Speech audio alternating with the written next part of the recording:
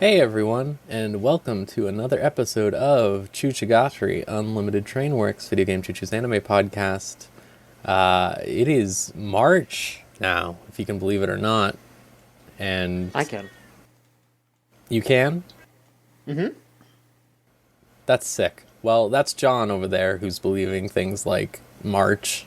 Yeah, I'm absolutely ready for it to be this month. I feel it's time. Wow. Well, Elvie, what do you think about March?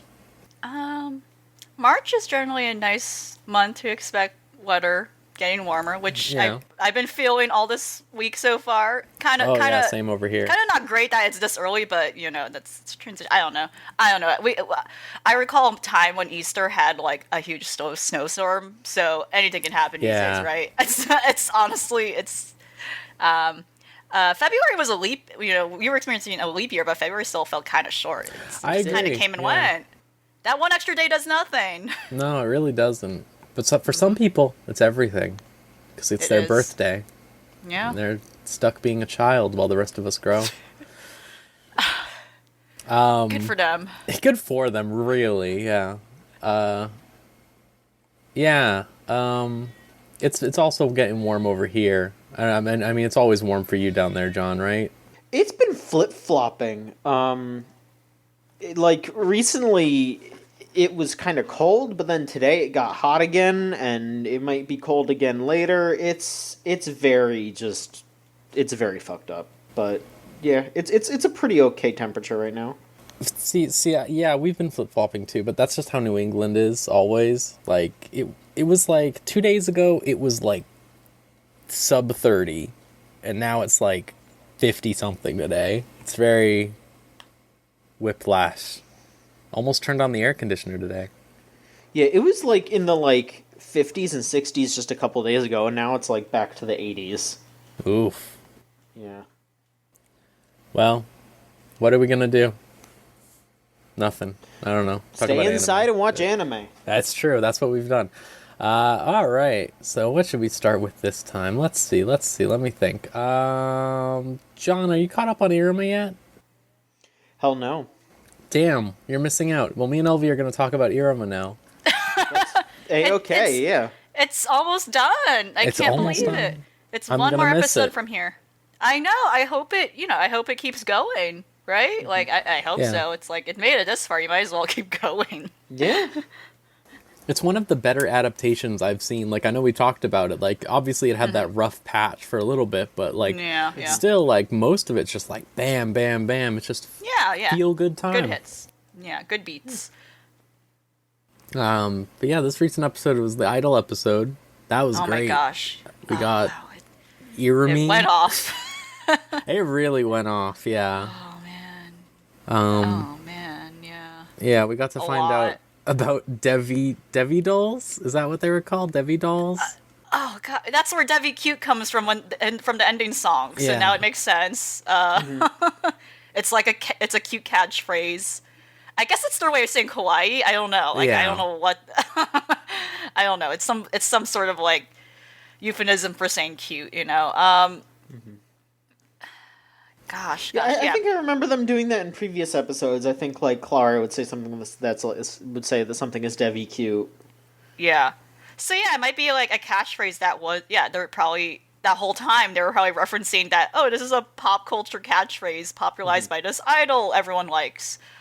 So we can just spoil it, right? Yeah. Because John John's had good this- enough. Y'all are good. Y'all are good. Well, John. Because it's still enjoyable even if you Yeah. when you watch this, No, it's a yeah, it's a you're rip. fine, It's you're a ride. I mean, Yeah. yeah. Well, it's the little glasses girl from the class is secretly the giant idol of the world Oh shit. the whole time. Of hell, yes. And she's a little twisted, I have to say. She is. She's pretty twisted. She's That's wild. she wants, she's very like, ego, which stems from, her family being weirdos. But yeah, Iruma makes her diseased and then has to dress up as an idol. It's basically what happens. Well, I'm sorry, yeah, Clara makes them dress up like Oh, idols. right. Oh, gosh, yeah. But basically, the whole series, there are these moments where she doesn't seem present, but she's actually like groveling or like upset in the corner looking at the newspaper. And the whole thing, it has been her reacting upset that, oh god, great, Iruma's taking my spotlight again, which is like interesting. It's like, wow, okay. But there's it's kind of weird because she wants to stay incognito, and that's why she's kind of very unnoticeable. So like her lack of presence is very intentional. So that's kind of clever. Because again, she doesn't want to reveal to people that she's an idol, right? For different reasons. And yeah, something so she has her concert, right? And she gets fucked up seeing oh fuck, Iruma's in the crowd. What the fuck? This is fucked up. Uh-oh. And they do their meet and greet thing, like they do their backstage meet and greet or something. I forgot exactly what. But and then Iruma meets her and she just gets so pissed at him. She's like, how dare how dare you be the way you are, etc. She just gets pissed. And like her whole thing, her whole powers, like her demon specialty from her family is like ice powers. So she's like literally cold, or that's the whole thing. Or like she like if she gets emotional, like all this ice forms around her and she freezes up. And yeah, she basically gets so upset that she literally overheats. Uh-oh. And she just not faints. And then Iruma's like, oh fuck, well, Iruma doesn't curse, sorry. Iruma's a nice boy. He doesn't curse. Gee willikers. Like, oh jeez. Yeah, oh jeez. Right, he would say oh jeez. It's like, oh great. I have to figure out how to do this, And he tries to tell Clara and Asukun, who I don't know. Oh yeah, because they also went to the concert. They all did, right? Like, oh shoot, we gotta help our friend, but he's being vague about it. But somehow Clara's like, I'm gonna dress up all as idols and stall concert time. It was pretty good, and they did great. Oh man, like Asukun was beautiful. Wow. Yeah. He was really beautiful. He knew how to put on the dress right away, as indicated in the ending. Yeah. Right. It was really good. I was especially glad because, usually things like these, plots like these, they go somewhere bad. Usually. Oh, yes. Or Yeah. some sort of jokes. Nothing. None of Right. it. Just none. Just good vibes the whole time. The only bad part that you get is the owl being horny at the end. And I wish that owl would die. I'm going to be real with you. Just like with the little grape motherfucker. I wish this owl would be squeezed in a blender or whatever. I don't want to see him anymore. Crushed. People call him the Minetta Owl. Actually, I noticed that. It's pretty. That's him. He's it is. It's the same character. Yeah, same one. Yeah. I'm terrified they'll give him an arc at some point. Oh no. Well, they haven't even thus far with the classmates. I feel like they're just there for supplement. I was. But thinking, I don't know. Like, I don't know. In the ending, all of the other girls that are in the ending have had some meaning, and then the big blonde one. Yeah. Has nothing. I don't. Yeah. Nothing.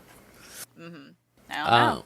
I did like the extra bit of lore they did in the episode where they explained, well, if she's been an idol this whole time, why is it that when she went to the succubus class, the little glasses girl, she only got what was it, a low 50%. 50% or something, and it's because she wears those glasses or whatever that are the masks from the fucking whatever, the 8th episode. They're powerful Clark Kent glasses, yeah. And just that shield her appearance or something. But weird. It's a 50% failure rate or whatever, so it drops it down from 100 to 50 or whatever. It was like, oh, all right, yeah, sure. All right, yeah. Good cover, good cover there. But yeah, it was good. I was glad. It was a good time. I don't want it to end. Really, I don't want any more. I mean, I want more. That's what I mean. I don't want any more sadness of loss of Iruma. Because, it's been a real good vibes thing, legitimately. As we watch a lot of anime, there's always Iruma there. It's always going to be good. Mm-hmm. But now, it's not going to be there. It won't be there for us. What are we going to do? I don't know. Isaacin doesn't even have that much longer either for y'all Isaacin heads. I know. Yeah, it's not. I think it's only 13 episodes. But you know what? We got Kaguya next season. Okay, it's fine. We got a couple things next season. The power will return to us. Don't worry. Speaking of Isaacin, how's that going, y'all? What do you think? Oh shit! The last two episodes really good. Well, Yeah. Oh fuck. Yeah. They so I guess I'll talk about the episode before the most recent one where, they're like guerrilla style premiering their big film they made for the Robot Club.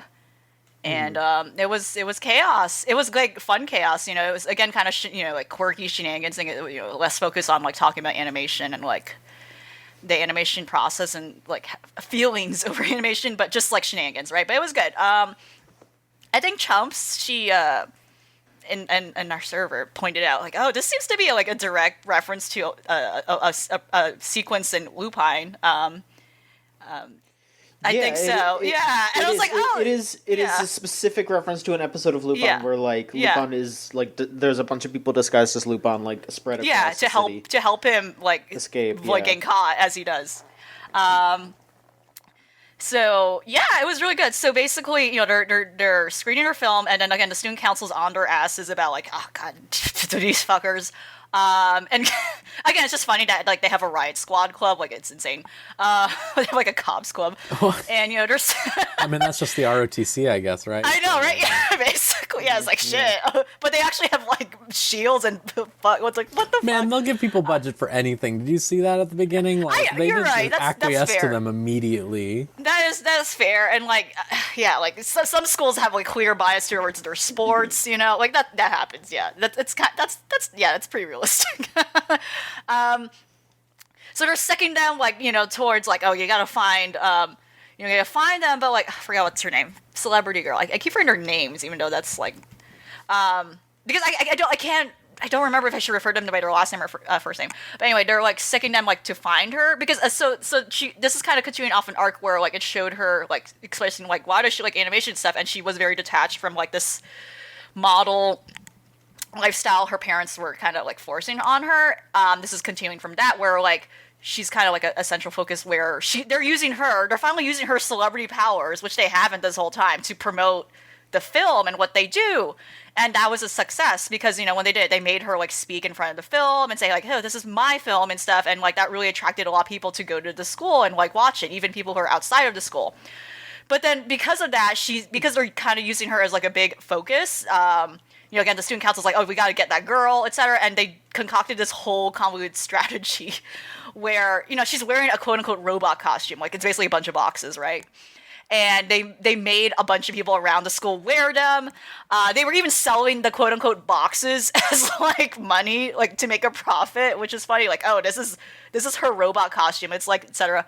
And the Robot Club president at some point is, I think, one of the last on the end of, like, at the same time running away from the student council, but also promoting the film. Like, they're throwing flyers while they're all running, so that's like a multitasking thing. He does this crazy, insane, like, he just suddenly, like, evolves into, like, goat status, where he, like, insane sequence where at some point he rides down along this line across to, like, these buildings, and he just throws a bunch of flyers promoting the film. So, I don't know, it was just, like, insane, kind of really nice action dynamic sequence, like, after so many episodes where that hasn't been the case, but it was pretty insane. And yeah, of course, like, people were blown away, and that caused like a huge like attention to everyone kind of respecting the club more, but still like still like in the cusp of like they keep kind of crossing the line, to be honest. And like her parents, the girl's parents, like kind of like respect her, like not respect her more, but they kind of acknowledge, okay, this is what she wants to do. So they kind of just let her be. And it's weird, though. It's kind of weird because they're not really... I don't know, because the way they frame it, it's weird. Like, they make it as if it's a huge problem, but they're not really, resisting what she's doing. I don't think they ever said no to her, so I don't know. It was like a miscommunication thing. Because I guess the mom really wanted her to be an actress, and the dad was just kind of like, all right, then I'm going to push her really hard to be an actress. Yeah. But then once they like showed up at their animation and they saw how much she cared about it, the dad was just like, wait, did you really want me to push that hard? And the mom was like, no, what? So yeah, it was just like a weird miscommunication thing, and like obviously they make up, and it was nice. Yeah, it was just the thing that I loved the most about it was how the Aizoken like used her as as advertisement, as like a model at first. Yeah. But then once they showed the movie and everyone loved it, they switched to being like, oh, hey, here's a bunch of pictures of her animating. Yeah. And that was just yeah. as, if not more popular, because now Right. people are respecting her as an animator instead of just as Yeah. like a model just for her looks. Like, I loved that. I thought that was a really good way to cap that arc. They had a whole thing where they were like selling DVDs Yeah. and like having her sign them. Yeah. Yeah. And then the next episode, I thought I seriously think that this show is better each and every episode. Like, I think each episode is better than the last. And episode 9 is all about Kanamori and like her backstory. It really goes to show how they characterize her and why she is the way that she is. Like, you know, she is interested in money. She has always pretty consistently been like, we need to make sure that we are funded, and we find out why that is. It's because growing up, was it her uncle or her grandfather? Like her grandparents? Her uncle. Her okay, uncle. yeah, it was like her aunt and uncle had like a convenience store that was kind of a ways away from people, and she would help out there all the time. And eventually, it just like, you know, it was like this nice little place that like the people that were there really liked it, but because it was kind of out of the way and also kind of close to another convenience store, it went out of business. So she just really took to heart, like, you know, like, if you want to do something that you care about, the way that this world works, just like she understands the shitty aspect of capitalism, that like, yeah, you can want to do something all you want, but you need to get it out there. You need to build a fan base. Like, you might have to do some stupid shit that you don't want to do, but you'll be able to do what you want at some point. Like that's why she was like pushing so hard. Like, yeah, we need to have like the model on the social media, because then people will be initially interested, but then we can start showing them the clips of the animation, and then people will share that, and then we'll go viral, and then we'll be able to keep going. Like, she just has this like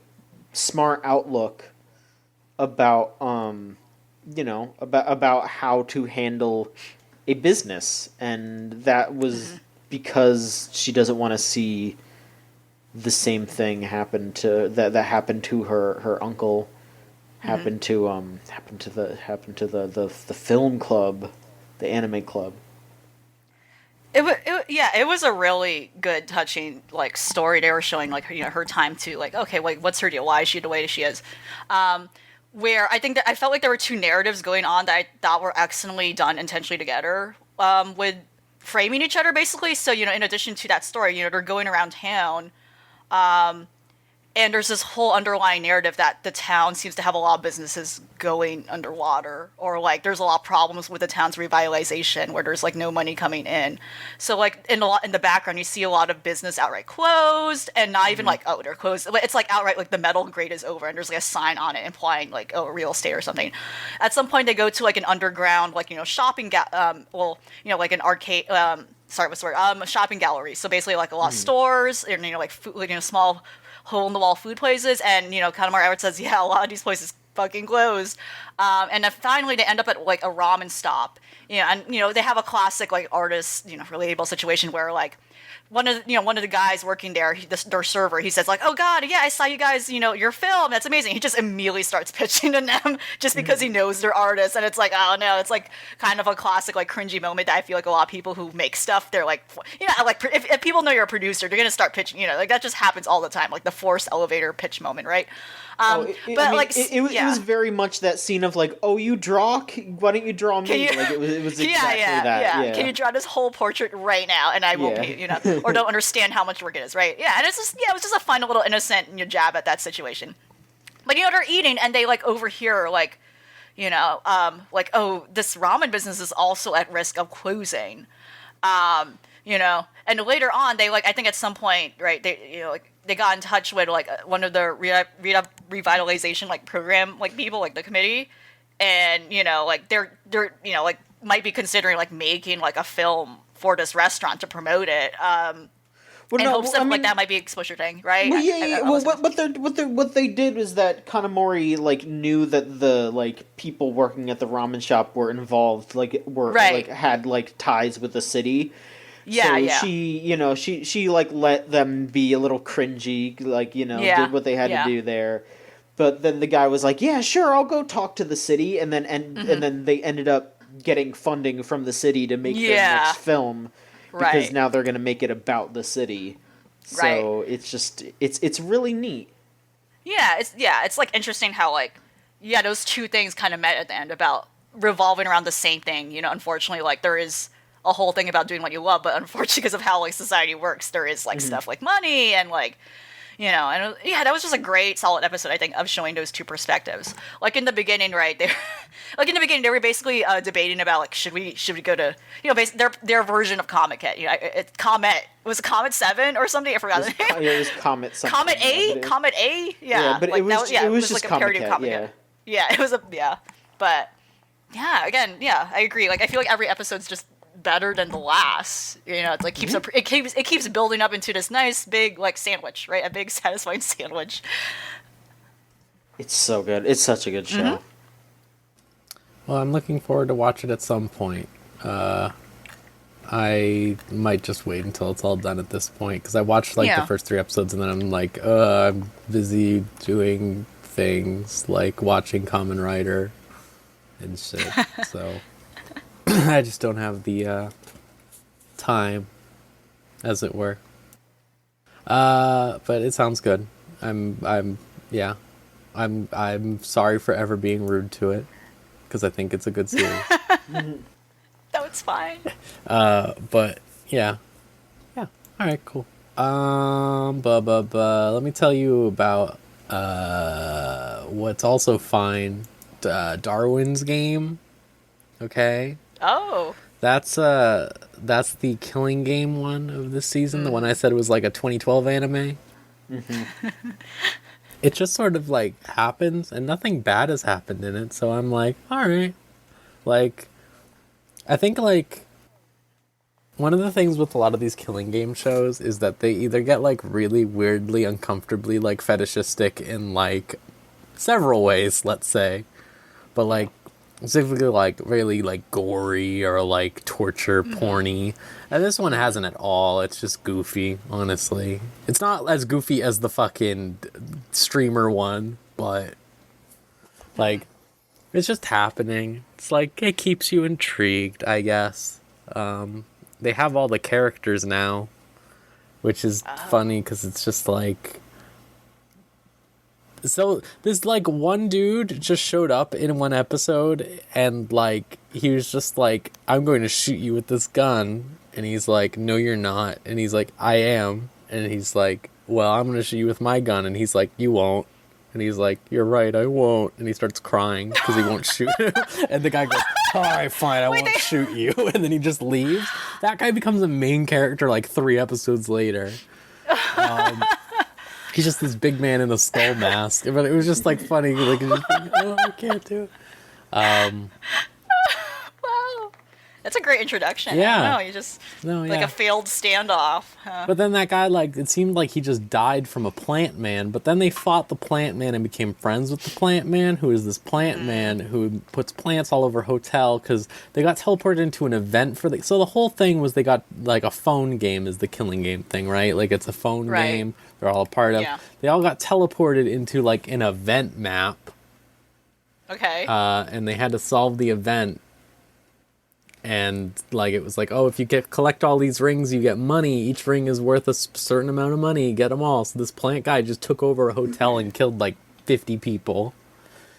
And then he like the main man fought the plant man and was like, friendship is the answer. And the plant man was like, fuck, I'll be your friend now. And even though he's trying to kill him, and he's killed many people. This one guy. Damn.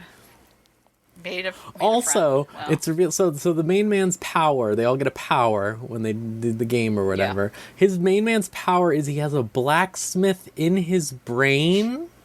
Who makes him able to materialize anything he's seen, like Clara, I guess. Uh-huh. But he sees it by a blacksmith in his brain, which is like, okay. Yeah, all right. The blacksmith Yeah, doesn't talk or anything. He just sits there and like hammers away, and he's like, "Oh shit!" And then he makes a chain gun appear, and he shoots people with a chain gun or something from like. So wait, so does the blacksmith make it in the brain and it comes out of like It comes out of ear or his something? hands. Oh my god. Okay. His hands like glow Alright. up, and then it appears. Is it like how SpongeBob has little SpongeBobs in his brain? It's exactly an like office? that, yeah. Except it's So just when things go one amok, man. It's just he's just- one man. Okay. Does he have a kitchen in there? Like He has a is he forge. so- He has a forge. He's Okay. just sitting there with a forge and an Alright. anvil, just hammering whatever. And then like it just shows him hammering swords, but then a gun comes out, and I'm unsure. Oh my god. Yeah, you can do that. Oh, But yeah, he shoots this guy with a gun that he made, a chain gun, and he like blasts him, and he's on the floor, and then he's like, "Damn, friendship," and the guy's like, "Wow, I'll be your friend," and then that guy dies. But yeah, and then they just go around and solve the event because apparently they're the friendship. yeah. Well, yeah, actually, kind of. They make friends with this little like ice girl who's like twisted because her special power is that she has her brother inside of her, Uh-huh. and they swap control of the body. All right. And Oh, but the no. brother's like twisted, right? Uh-huh. And he does like ice magic, Okay. What the and they just have So none of these yeah. Okay. I was just gonna say none of these powers sound consistent with like thematically at all with each other. No, not at all. So like are like I so do they have these powers in relation to the game like after they got in the game or like, Yes, is this they got it before? when they joined the game. They got it. yeah. Okay. So is there like rules as to what these powers? So is No. ultimately It- like So okay. the creator of the game called. I'm sorry, not the creator of the game. The manager of the game. He said he did not create it, which is like okay, whatever. Sorry. He said like, oh, we don't even know what causes it. I've never seen any of these powers. It's always new, and I'm like, oh, that's not possible. Yeah, but okay, go off. It just sounds LOL random, you know? Yes. Like the sister thing sounds really twisted. What the fuck? I don't even know what's going on with her. That's warped. Like, So, like, that sounds like two powers too. First Yeah. of all, that sounds like two powers. That's Yeah, it not does. right. That's unfair. yeah, I don't know. You can't have body swap and ice. Like you gotta choose one. The skull-faced gunman who like did the standoff with, his power is just he can tell if someone's lying or not, and he hates it. He thinks it's the stupidest power ever because he wants like a gun power. Right. That's fair. That's fair. But it's pretty good because they just do this like scene later on where he's just seeing like all of these people lie all the time, and he's just there and he's like, "Damn, these people are smart." But yeah, it just happens. Like nothing bad has happened, which I was scared after the first episode that it would be like a Yume Nikki thing, but the other girl has been very normal. The girl who likes the main character, man, Alright. she's been pretty Yeah. normal. All right. She's just a little horny, but like it's not even like high key or anything. It's just like, oh, I like this man. I don't know, like that's it. There hasn't been really any like horny shots or anything. I've been like, all right. So I've been enjoying watching it because it's at this point it's like, fuck it. Let's see where they take this time. How bad can it get? How bad will we get this time? Because every Killing Game one just goes off the fucking rails and becomes garbage at the end. That's how they all work. I just want to see what happens this time. I wanted to learn about the blacksmith in his brain. What's his lore? Is that like their own character? Is that like? Is it him their from own the character? future? Like that's my current theory. It's like a fate thing, like unlimited blade works. shit. Like yeah, Wow. Something yeah. to think about, yeah. it is. Darwin. I don't know why it's called Darwin's Game. Yeah. Has there been no No reference to like no. evolution So, or science? no, at one Okay. point, the solution to the event was knowing about Charles Darwin's origin of the species, and you had to Okay. put in the release date into an ATM to win. Oh man. Oh wow. Wow. That's his game. That was his whole game. Right there. That was That was yeah, the that was one- Darwin's That was game. the only real game. Do you remember him? Well, This is his game. Welcome.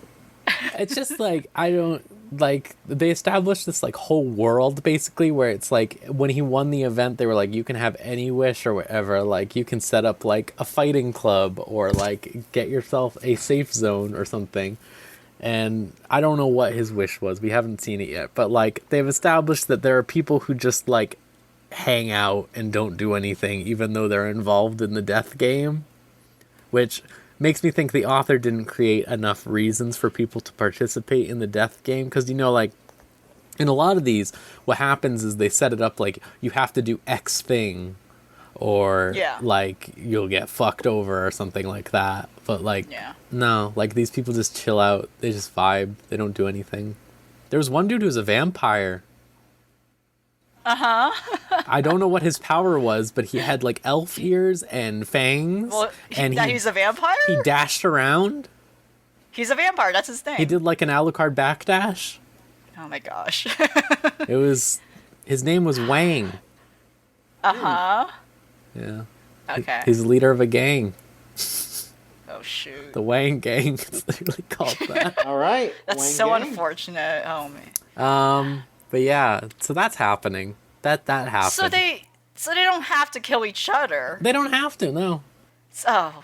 Yeah, It's all like so odd. PvP choice shit.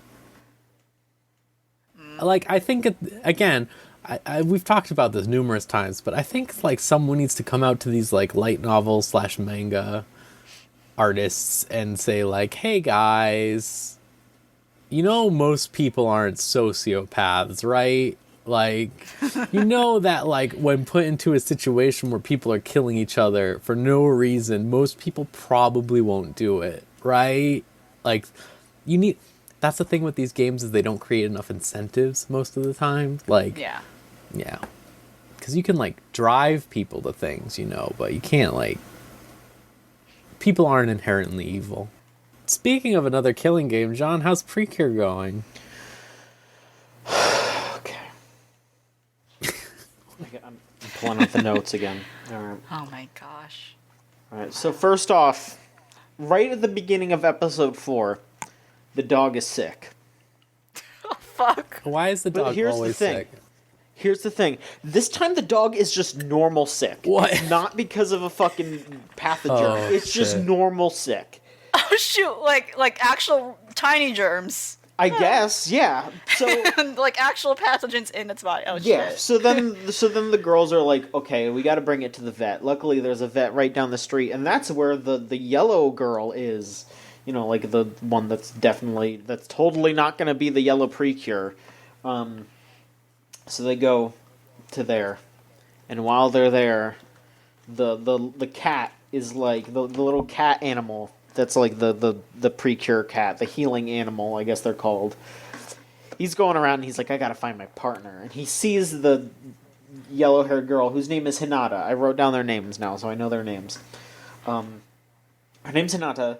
The blue-haired girl is Chiyo, and the red-haired girl is Nodoka.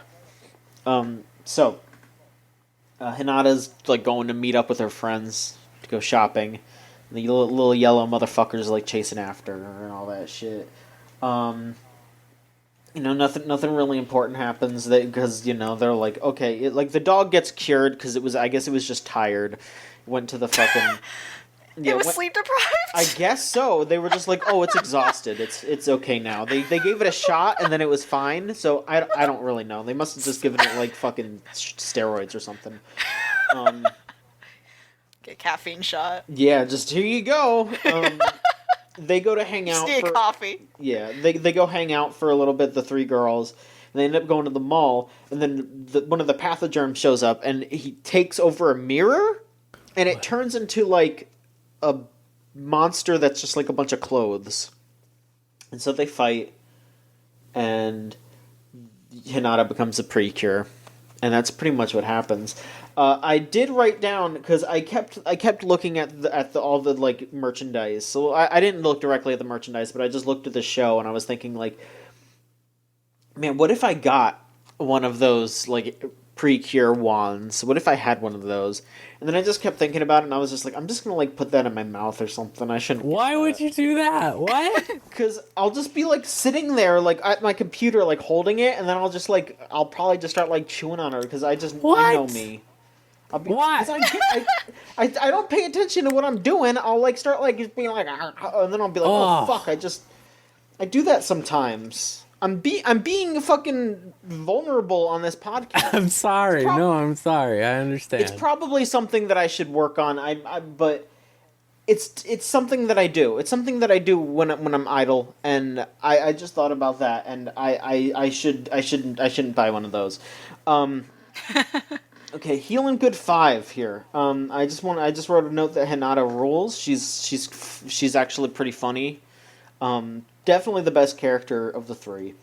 The whole plot of this episode is that Chiyo gets a little annoyed at Hinata because Hinata's very forgetful.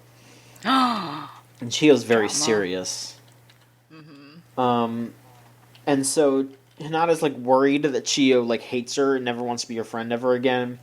And there's just like some scenes of like everyone like just kind of being like, are we still going to be friends? Even though it's like very obvious that they're just going to still be friends because Chiyo is just like slightly annoyed, and it wasn't like she was like, I fucking hate you. Like she was just like, you should probably be a little bit more, you should like take some notes or something if you're going to forget stuff. Like she was like trying to give like a little advice, like, hey, like you're really forgetful in class. You should probably write stuff down. Like she wasn't like being like, Dave, fuck you. Like, no, she was normal. So then they go to the aquarium. And they watch the dolphins. And then Hinata makes a bunch of bad puns, and that makes Chiyo laugh, and so Hinata's like, yes, we're friends. And then they lose the penguin. And he gets run around the aquarium, because, he's a penguin, and they all think that he's just a normal penguin. So then the pathogerms show up, and they take over Bubbles? Like, just Bubbles. Just the concept of Bubbles? I guess so, yeah. They just take over Bubbles. And then they have, like, a little fight. There's a bunch of, like, there's some more dumb jokes. And then that's pretty much it. It kind of just wraps up with Chiyo just being, yeah, like, they're just like, yeah, we're all friends. It's fine, I can get pissed at you, but that doesn't mean that we're gonna stop being friends.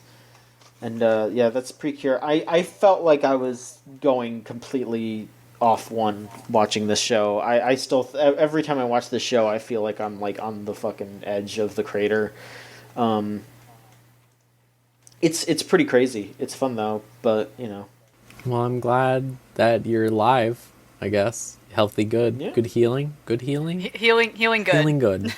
I'm healing good right now. You're healing good right now? That's great. Mm-hmm. Glad to hear it. Yeah. What's going on in Asteroid in Love? Because I'm 2 episodes behind.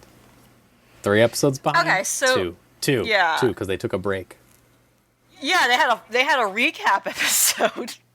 Oh, they did? Like, I didn't even know that. Wow, okay. I think maybe it's the one next for you. In the order, the point you're in. But yeah, like, you saw the school festival episode then, right? Yeah. Okay, so yeah, they have their weird hybrid space rocks planets maid cafe. Yep. Like, what? That's a lot. And they like made a whole like solar system to hang on the ceiling. The cakes were like rock themed. And there was this whole sequence where they were working with, was it the newspaper club? I think that's the newspaper club. I think so, yeah. Where they were digging for the sediment on the school grounds by like bashing a pipe through the concrete. That over worked. and over again. It did work. And then now they're like, I don't know, that was insane. But I was like, okay, that's interesting. And then they used it to just make a display saying, oh, here's the history of the school. The school, you can tell the history of the school by looking at the layers of the layers of the rock underneath. It's like, oh, okay, that's kind of cool. That's cute. And then, like, again, students were, like, less interested in that. They were talking, like, oh, is the school haunted, actually? And stuff like that. I thought the school was built on haunting grounds, and, like, no, like, the school's built on a swamp or something. I forgot, specifically, but there was that was that. And then, like, it ended on a really dramatic note saying, or was it the next episode? Ended on a really dramatic note saying, like, the upperclassmen, we're going to step down from the club because we got finals. It's like, oh, shoot. No. Oh, shit. Just like K-On! Right. Right. So then it goes to the really tiny blonde girl. I like her. The really tiny blonde girl. She's great. The cartographer. Yeah, her forehead's like emphasized. Yeah. Etc. Yeah, she has one of those hairstyles where like her forehead's just exposed. Forgot that girl's name. Was it the pigtail girl? Okay, well, I forgot their names. There's too many of them. That's the problem. So there is a lot of them. Maybe we should be glad. I'm going by their hair colors, but that's a problem because 2 of them have purple hair, and I'm like, I don't. Okay. So yeah, that's kind of going. Then they had like the recap episode. They gave a cliffhanger on that. It's like, oh no, what's gonna happen? Yeah, what else happened? So the last episode, they were, it seemed like things were resuming normally, really. After now that like, there's just nothing really changed, right? There's different presidents now. Yeah. But then it was like a Christmas episode. What? Like, it was a Christmas episode. And they were just like spending time doing Christmas things, right? Wait, but they were doing finals? Yeah. Do they just call midterms finals there? I don't know. Well, actually, no. It depends on. I think some school systems literally. Wait. Okay. No. I think some school systems like actually outright they observe like literally the full year. So finals it would be around the end of the year, I think. But I don't know what finals entails. I don't know if they were referring to like. Yeah, I don't get it. Like, I don't know why aren't the other girls worried about finals? It doesn't make quite sense. I don't know what they're unless they meant like entrance exams. Maybe that makes more sense. I think, right? But they said finals. At least what I was watching translated as finals. But then I'm like, shouldn't the whole school have fine? I don't know. But anyway, they stepped down because they're like busy now or something. And so now we have like the new council, etc. But then it's Christmas and they're just doing, cute Christmas things. And then all of a sudden there's drama. Like, the blue-haired girl is like, I'm going to be moving away. And everyone's like, oh, fuck. And then, her the main quote unquote, like main redheaded girl, like kind of like started off as the main character, but not really. She got really sad. She was like, she got really sad. She started freaking out. And then the blonde girl was like, no, calm down. We gotta talk this out, which was like cool. I was like, oh shit, she like laid it out. We can just talk it out. Don't freak out there. And then they had an emergency meeting by like, oh, we gotta plan her farewell party. So it was again their merged rock, like Rocks and Space Club merged emergency meeting. And then the purple haired best friend comes in. She's like late. She's like, I'm sorry I'm late. I heard she was like, moving away. And then she picks her up and she runs down the hallway freaking out, saying, no, we're going to elope together. I'm not going to let you move. She's off the rails. She continues to be off the rails. She moved on from her original friend now to the blue-haired girl. And I quote saying specifically, I was watching, it's like, oh shit, that's like a scary quote. I got it right down. If we can't elope, what if one of us becomes a commuter wife on the weekends? Like what?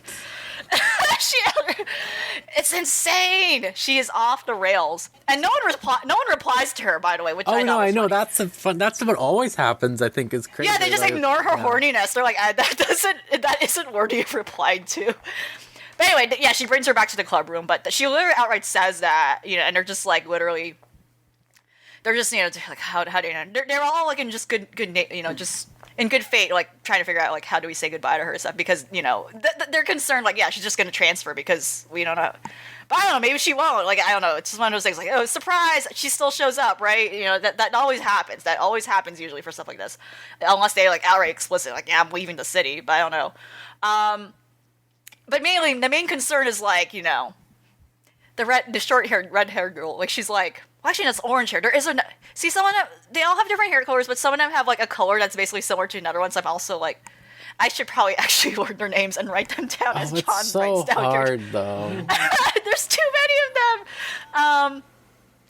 But basically, the reason why she's sad, not only like, oh, I'm losing my friend, like my childhood friend, we promised, like and she's obviously describing it like romantically, even though she keeps saying my friend, but okay, whatever. that, like she's worried that they won't get to see the asteroid they promised to see together before she moves away. So that's like the biggest drama. That's like the biggest like tearjerker right now. But yeah, that's where Asteroid in Love is. There's drama. There is drama. I'm shocked that there's drama. It seemed like and there it's was Christmas. never gonna be. And it's Christmas. I was actually just talking about some show. What the fuck? They skipped. Also, yeah. Also, like, I swore the last episode it looked like it was summer. They were in the school festival. Yeah, it was. That's summer. That's before summer vacation happens. The episode before that, they were literally in summer. They were doing they were doing outside things. Yeah. They just jumped to Chris. I guess I don't know. Like, fuck Halloween. There's a whole part of the manga they like skipped. Like, the potential for Halloween and geology and astronomy. Astronomy is what I almost said. It's endless, really, though. Halloween's great. But damn. Right. You gotta get caught up now and learn about the drama. It sounds like the lesbian one has been consuming lesbian works now. If she's saying this shit, like, she must be watch Kase-san or something. Yes.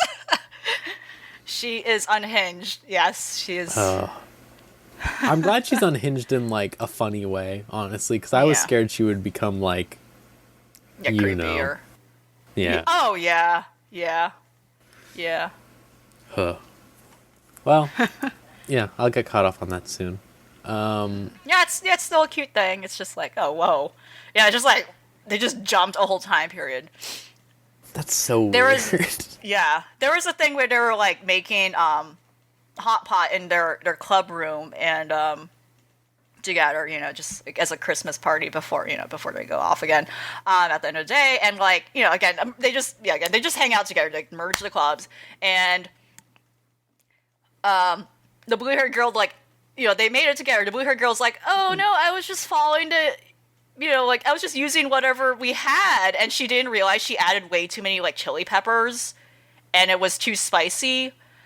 And, like, the older students, like, could handle it, but the underclassmen, like, couldn't. And then, like, they made a joke about saying, oh, maybe it's, like, an adult taste. And they keep, like, ragging on their poor teacher.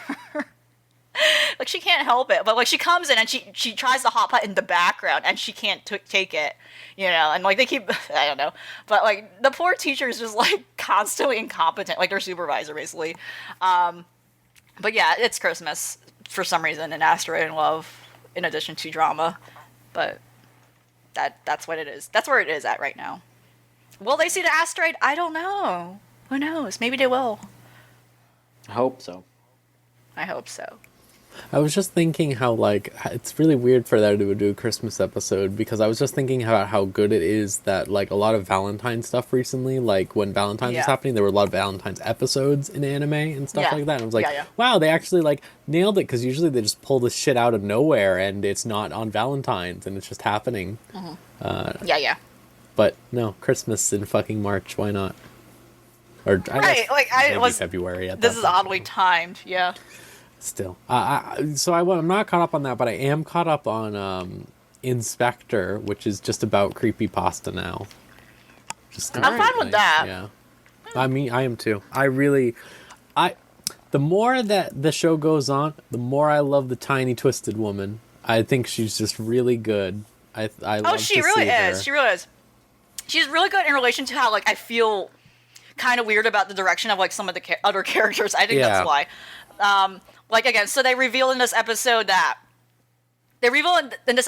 why the guy is the way he is, and, like, yeah, like, he and his cousin were survivors of, like, the incident that basically killed off, like, a lot of people in their family when their fucked up family was testing them to eat, like, mermaid flesh and all, like, to figure out, like, is immortality possible and stuff, and that's why they're the way they are.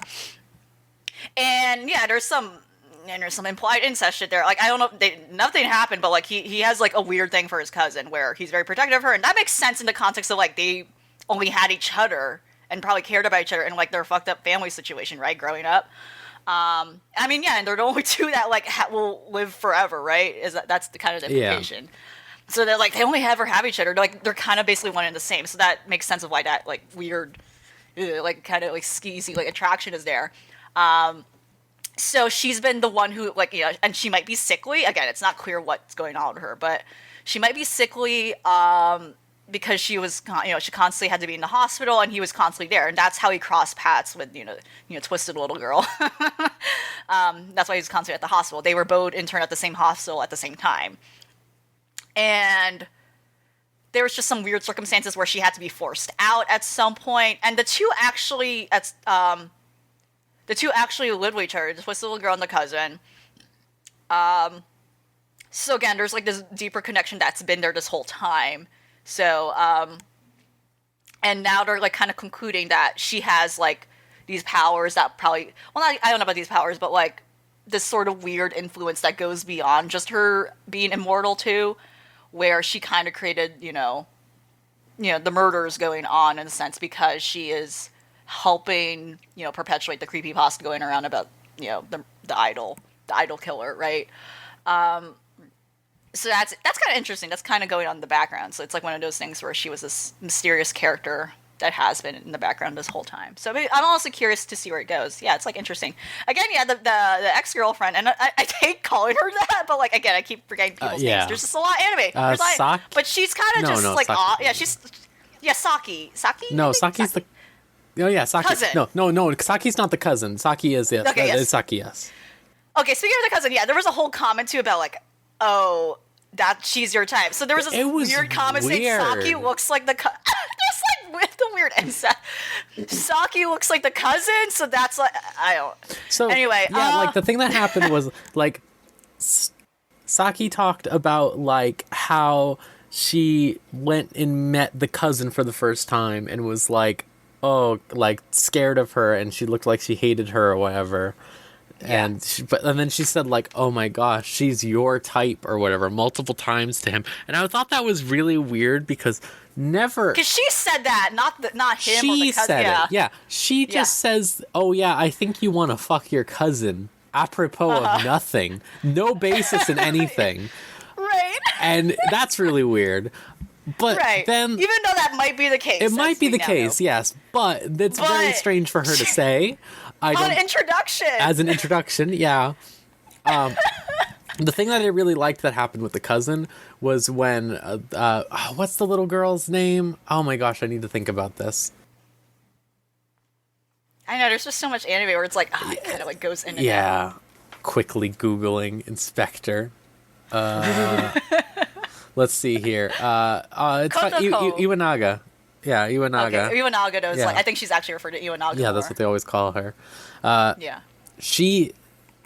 When she goes and meets the cousin for the first time in the hospital, and the cousin does that like, oh, hates it or whatever again thing or whatever, and then he's just like, yeah, she's not my type at all or whatever, and then like she's just like, everyone was cringing. No one like, it was just horrible. Right. That was really good. And then her whole story about where she kind of ended up forcing a weird friendship between them, which is what led her to like help shelter her when she had to be. Yeah, that was like, that's interesting. Like, it's just like funny how like she's able to build these relationships even though no one wants them, right? Saki's odd, but she shouldn't be. She's the most normal one, right? But she's not. I know. And it's like, what? You said in these notes here that we have for the podcast, something that I was thinking at the same time, is that at one point, like, she says, like, is something wrong with Saki? Saki says, is something wrong with Rika, the cousin? Yeah, and cousin. Kuro goes, she's a Sakuraba or whatever their last name is. Like, and she just goes, huh? And I'm like, what? Like, what do you mean, huh? Like, what is confusing here? Like she couldn't piece together that she was, like, an immortal person, too, or whatever, based on the fact that she's his cousin and doesn't age at all or anything. Well, no, the other issue was they visited her. Right. They were on the way to visit her, and she did not know they were related. I know, like, why would they visit? What? Did he not tell her? I know. What? Yeah. What? When they were on the way, why did she say yes to visiting a stranger? Why did she think that he was visiting a stranger all this time? Like, what? Oh, it's bizarre. Or, like, and then her comment saying, oh, she was her first love. So, in a way, it was like, okay, that makes sense in terms of, like, they had their attached to each other. But also, now that I'm looking back when she said that, was she assuming he was visiting an ex? Like, why would he take her? I don't know. her dialogue has been really weird. Like I think she's quite just get it. really weird. Like her everything. Like she freaks out over nothing. Like there'll be a cute little cat ghost that like Iwanagi's hugging, Yeah. and she'll be like, this is terrifying. Like it's a fucking baby cat. Yeah. Fuck off. What are you? Yeah, she just has been inconsistent. Yeah, I don't get it. She like again, her whole motivation. She was like, I gotta tag along because I need to know what the fuck's happening. I'm working for the police department, but also she's yeah. Like again, it's weird. Like if she's with an ex, and that's always weird. That's something you're like. I think like if people have a weird relationship after that and they don't really make up or make friends with them, that's gonna be weird. But I think it's weird that. They're just being weird for no reason. Like there isn't really a lot of context about like why she's putting herself in this situation if she's been afraid of this whole time. You know, like it's very. Well, now It's like why does she know a lot of things? Like how long has she been dating him? Why does the other girl know more than she does? You know, that's kind of proving the point about like okay they're like they probably shouldn't be together. Shouldn't. Yeah. So it's like. But odd. listen, on the flip side, they did imply that like this cousin invented a creepypasta wiki. Yeah. In her spare and time. that's why things are happening. And and that she's just a bastard of the earth, I guess, for no apparent reason. Yes. She's just angry, which is reasonable. I guess, but I don't know. I will. It is weird. It's like why this specific why are you using a specific celebrity? Yeah, there isn't like a really strong. Yeah, you could have done other things with your powers. I don't know. It's interesting. It's interesting, but like again, I'm like on this ride. And I'm like, okay. Yeah. Yeah. I dig just what it's present. I don't know where it's going, but I'm on this. So. I will say at least that like in terms of the original anime this season, it is like pretty. I'd say it's the best one probably. So that'll lead to my other point. I've been watching. I think I'm the only person watching It Invaded, and Hatena Illusion, both of which are original shows, and they've given me the thought recently that's like, man, I feel like what's been happening with a lot of original shows recently is like, unlike in the past a lot of the time, and this is just the nature of like how the world is right now. I think that's causing this. Like in the past, a lot of it was like pre-set up, like there were ideas like basically like they outlined the whole plot before they made it, right? Like and then they made it. Like I think like as messy as it is, you can tell like with Kill la Kill it was planned out, like what was going on, stuff like that. With like both of these shows specifically, and I would argue even Inspector to a degree, it sort of feels like Inspector's based on a book. It's not even an original anime, is it? I'm completely wrong. Yeah, it's a book series, but it's not a light novel. I think. Right. It's Well, I think I don't know. Like there seems to be different texts, but I can't say specifically if it was like a long. I don't know why I thought it was an original anime. I really did. It's presented as original, like it's Crunchy. Like I think it's part of Crunchyroll's Crunchyroll right, original. that's slate. why I'm thinking. Yeah. Okay, well, cut that out, and now my transition's stupid. But No, I think it makes sense because I think like. I don't know. Yeah, that's a weird word that sometimes they slap on things where it's like that's not quite true, but I don't. Well, I don't know how they quantify that for some reason. well, anyways, like It Invaded and Hatena Illusion both have like really cute ideas, or like, well, Hatena Illusion has cute ideas. It Invaded has cool fucked up ideas or whatever, like very clearly trying to like double down on an Inception like concept or whatever, and like make it about detectives, which I think is like. That's a cool idea. That's a neat. I would watch that. But then like they don't know what they're doing when it comes to pacing, because it really genuinely feels like they made like the barest bones outline for what they had planned, like outside of their like concept. Right. That it's just like things are happening. And Hatena Illusion's really bad about that. That's the one where it's like, oh, they're magicians and they have magical items, but like. The whole plot of the show just seems to be like from the beginning it seems like it's set up to be like some sort of like Phantom Thief anime or something like that. Like, oh, they're going to go around and like do thievery or whatever in these magical magician costumes and do magic tricks or whatever to do it. But then like they're barely ever doing that. Most of the time they're doing like weird slice of life stuff that has nothing to do with anything, or they're dealing with like their relatives who just have their own unrelated magical thing, and they just resolve it by doing nothing. And it's really weird, and it just makes you like, damn, they have like really good ideas, but they just don't have the time to actually like plan it beforehand. Right. Like It Invaded gets very like I still think it's good, but it's like very like, wow, they're just throwing like everything at the table. Like they're just throwing all these ideas over and over again. Like developments happen and it's unclear if they'll like actually ever get resolved, because you don't know if they've, like, the way that it's presented since it's an original thing, you don't know that the source material has resolved itself. So like you don't know, like, are they actually going to resolve this stuff? Do they even remember that this stuff was happening in early episodes or something like that? Like, it's very slapdash in a way that I feel like a lot of other original anime haven't felt. I've been noticing it more and more as the years keep going on. Like, yeah, it seems like in a lot of these cases where, yeah, I think we haven't had like an original anime in a long time where we can say there was a specific experienced writer or director who was handling it. Yeah. You know, I can't really, I like a lot of these that came out, like I can't really name like, oh, like, you know, this person's experienced enough to, in like, also in TV, like understand how a series works, like, you know, how to pace these things out and like ensure like point A and point B is, you know, that's, you know, a smooth ride, right? We know why these things are the way they are, et cetera, et cetera. So. Well, you know, Kiyosagiga is probably the best one. Oh yeah, yeah. Damn. I was just thinking about that, because that wasn't even that of an experienced of a director for that, right? Like it was, right, yeah. It was just that woman, right? I mean, the thing that really made Kyosogiga able to really shine was how much they were able to polish it by refining it over and over again. Yeah. Yeah, it kind of had like 3 different iterations in the way before, like, oh, this is the final product, right? So by consistently the same people, you know. Mm-hmm. I think like another example of like a really rough one from recent times is like I liked Psycho-Pass 3, but it is very telling that they had no idea what they were doing, like from like the perspective of like that series, because like they tried to like soft reboot it with this one because there was like one character from the old Psycho-Pass, but at the same time like they have like all of this lore that is like you need to know old Psycho-Pass or whatever, and like all this stuff for this to make any sense. And it was just like, do you guys know what's happening? Like, do you plan this stuff at all, or do you just like go for it? Like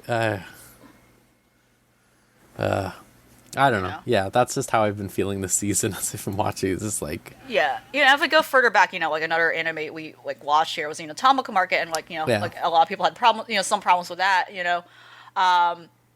You know, it had very strong episodes, but then other episodes were like, you know, that we felt like as a group. And ultimately, right, the movie has received a lot of universal praise, and I put on that, like, you know, as someone who's like seen both, or yeah, like I feel like the series, you know, and the people who worked in Tamako Market are people, you know, like is the director, I believe, from I don't know director, but she, you know, like some of the leading women who directed or led the direction of K-On! And, you know, they kind of, it's clear, you feel that they put that heart into like understanding, like, oh yeah, this is how like normal girls function, you know, let's not be weird, let's not be fucking weird about it, right? And like understanding like high school life and that like idea of adolescence and things changing, right? But then like there's some things about it that were off, right? That I felt like, you know, our group like had some issues with.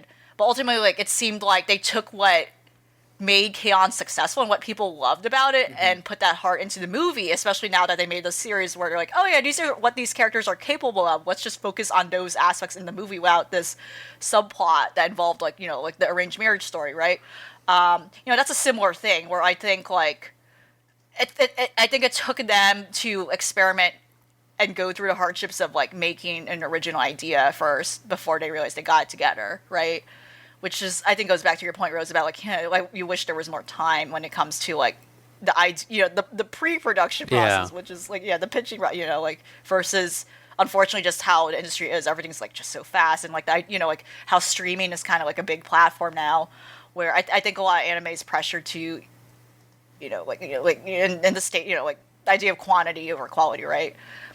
Which is kind of the way it is. Yeah.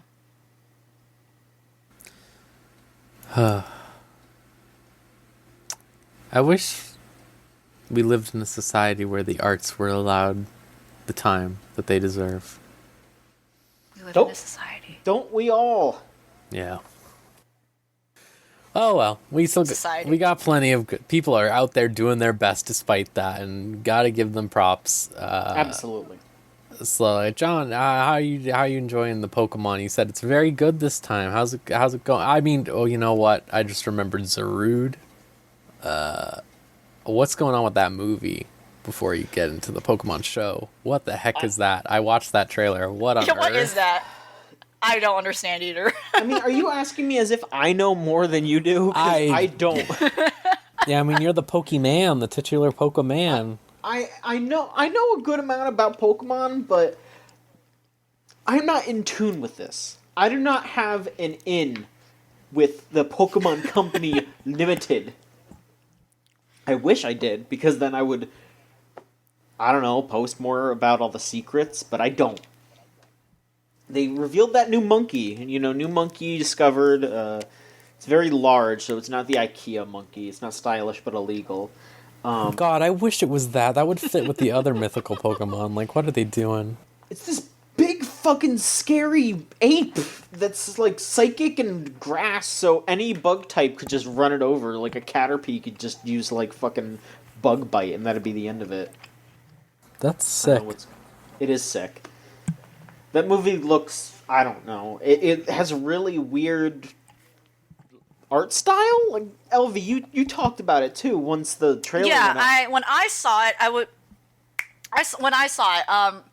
it's very different from what the art style of the series is currently doing, which is like this more kind of simpler, cartoony, like more, kind of like organic feel compared to how most people have it. But this one kind of is like a weird in between of that, leaning towards back to the older art style where it's more angular and like the shapes are a little bigger and like the characters are a little more full. But like even watching it, it feels like they didn't know. Like it seemed like things were going off model even in that trailer itself. From what I was watching, things like seemed like it did like that. Like I can tell by even like. Not that I'm keen to the detail of like, okay, what were these people thinking when they were drawing or animating, right? But more like it felt like it has this weird feeling that the line quality is not confident. Like something about it seems not entirely off model, but it felt like off model, like not confident. Yeah, just something about it was like things feel like they're moving everywhere. Like because some parts were like really smoothly animated and other parts were just like. I don't know. Yeah, it just didn't seem right. No, you're right. And the other thing with the Pokemon movies too is recently they've been changing the art styles very constantly.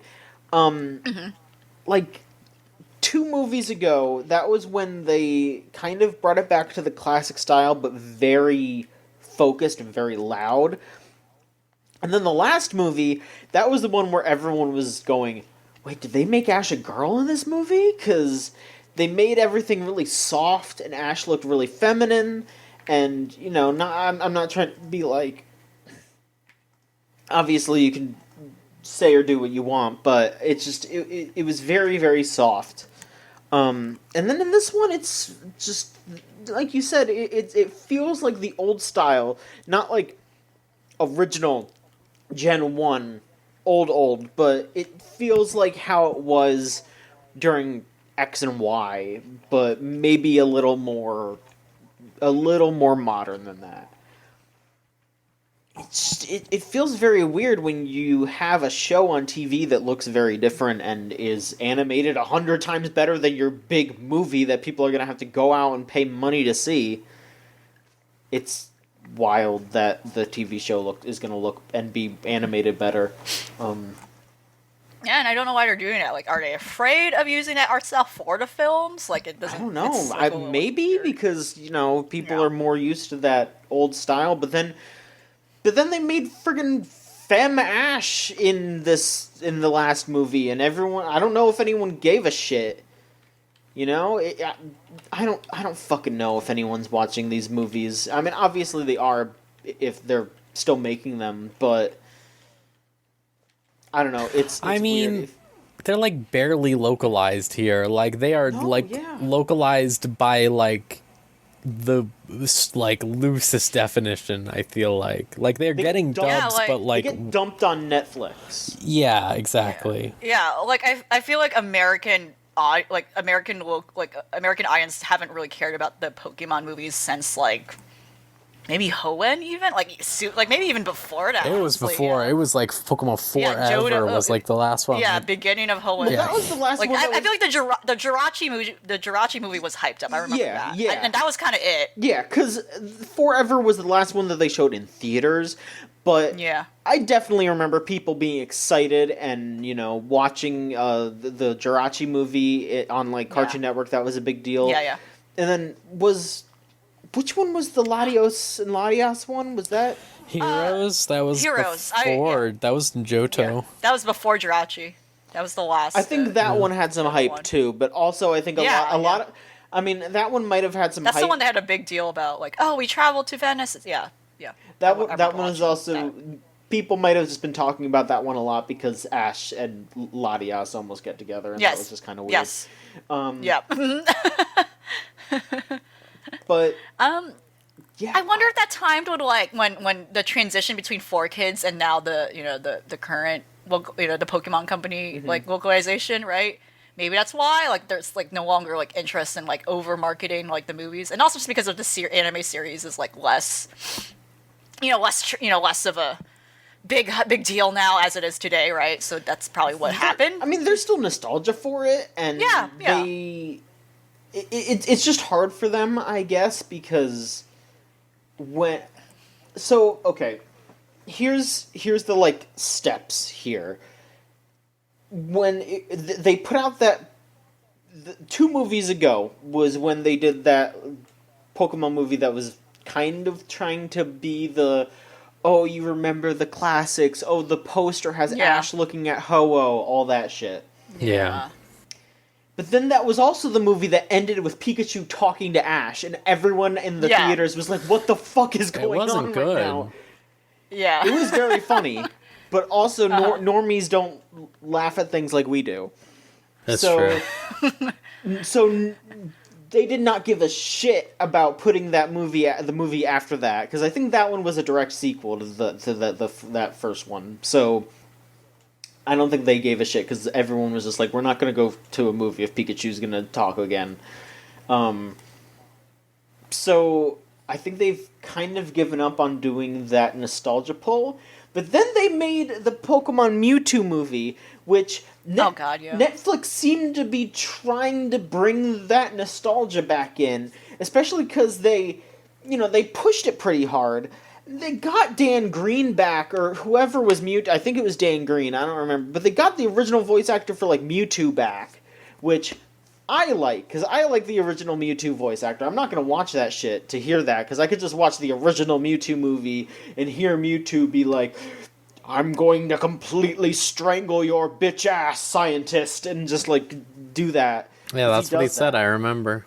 Yeah, he did say that in the G-rated movie. But it's like 90s G. It means anything. Yeah, it's fine. They could say piss. They could say a lot of things. Like, I was thinking about this. Like, Airplane is rated PG, and they have whole-ass boobs in that movie. Mm-hmm. A lot of boobs. A lot of boobs, yeah. They have multiple boobs. They didn't care back then. Anyway, I don't know what that tangent was. That movie looks bad. There you go. That's my take. So it looks really bad. It looks bad. So I got the notes. All right, here we go. Pokemon episode 14. Okay, so I have to issue a correction for 2 weeks ago. I said that they were going to go to Hoenn. That is incorrect. They went to Unova. I forgot that there was a desert in Unova. It's the desert resort. Yeah. Better they go there than the desert in Galar. Yeah, okay. I literally was like, was there a desert in Galar? But I mean, I guess there's a desert in the wild area. The wild area. Yeah. No, there's a whole desert on the left side. Actually, remember? There's like I don't know if I'd call that a desert. What else would you call it? It's like an arid mountainous region. Yeah, it's all desert to me. Deserts are all flat. That wasn't flat. You climb on the ladder. Do they have to? I wouldn't say a desert is flat. That's not what I would say. When I think of desert, the first thing I think of is like the winding, swirly hills of sand. Yeah, hills of sand, not like full on like rocky mountains. I guess. I don't know. It was all yellow. Anyway, so they go to Unova, to look for there's like there's a like a tomb or like ruins where there's supposed to be a titan down there of some sort. I was trying to remember what legendary it could be. I thought, oh, is this just going to be one of the Reggies? I don't know.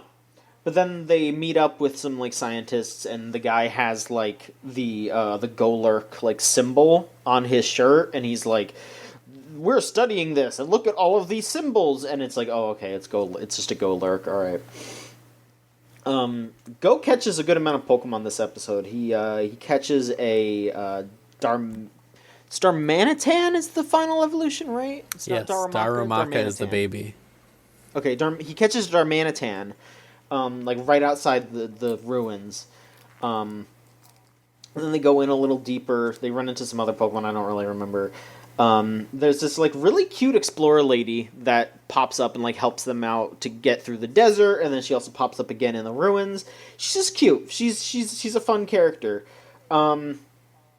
And then as they go a little further in, they run into two Cofagrius. Make sure that I pronounce that correctly. I mean, did you? But you shouldn't say it otherwise. It's Cofagrius because it's supposed to be like coffin. Okay. And yeah, so Cofagrius. There are two Cofagrius, and the explorer lady just goes, "Wait, don't attack them too heavily. There's people in there, and they might get turned into mummies." I'm like, what? They could just grab people and turn them into mummies? Yeah. Well, that's fucked. It That's is what happens in fucked video up. games. Yeah. So then Pikachu, like, Yeah. thunder shocks them, and the Cofagrius drop what's inside of them, and then they scurry away on their feet. I like, in all the... They have feet? Yeah, Wait. in all the sprites Whoa. I've seen... Yeah, They have fucking feet! in every sprite What? I've seen, Cofagrius has just been like the floating coffin Don't they just with float? the arms. No, they have just feet. float. They have little feet that they run around on. That is sick. It's nuts. Does Runagirus have feet? That's what I want to know. Probably that. I would believe that one would have feet more. So wait, where's the feet? Does the feet pop out Oh from my the god, we're at it coffin, or- again. No, they have like you know how they have like the ghostly arms that come out. Yes. They also have ghostly feet that come out. That's what it is. They're just like they're like They have ghostly feet that come they have out. ghostly feet, just like they have ghostly hands. Oh my god. My god. So the Cofagrius had the shiny hunter guy, which I mentioned. He shows off his Pokédex, and it's kind of funny because the dude's like, I'm only gonna catch shiny Pokemon, so he has like 5. Which, I mean, that's a good amount of shiny Pokemon if you're not like doing any kind of weird shit like I do. But it was very funny. They just gave him a bunch of shit because they were like, dude, you have like 5 Pokemon. And he's just like, well, if they call them alternate color Pokemon in this. They're gonna refuse to say the actual word in the anime to this point. I mean, I don't know if they will in the US version. Yeah. Because it's fair. because that is the official term. Like, they have officially accepted the term as shiny Pokemon. Like, if there's like a press release or an article on the Pokemon website, they call them shiny Pokemon. So that is the official name for the different color Pokemon. But I guess they just call them alternate, which, they might just do that because they don't always sparkle when they get sent out. Like, the Psyduck that this guy had, I mean, he didn't send it out of a Pokeball. He was just hanging out with them. So it never sparkled, so they wouldn't call it a shiny. But Right.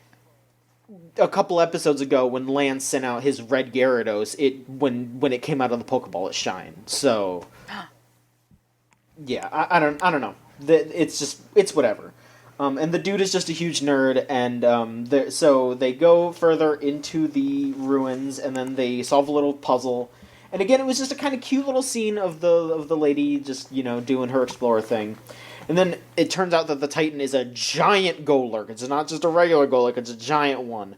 So they basically have a max raid without it being like a giant, like a Dynamax Pokemon. It's basically a Dynamax, but in Unova.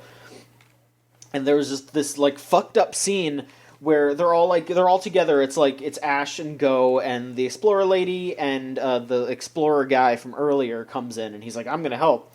And then the Shiny Hunter guy's just like, I'm gonna leave. I don't really battle. I just collect shinies. And then the lady like comes up and she just goes, hey, I know somebody that's got a shiny Pokemon. I can introduce you. And she like has this really like seductive face, and he just starts going, oh, like he acts all horny.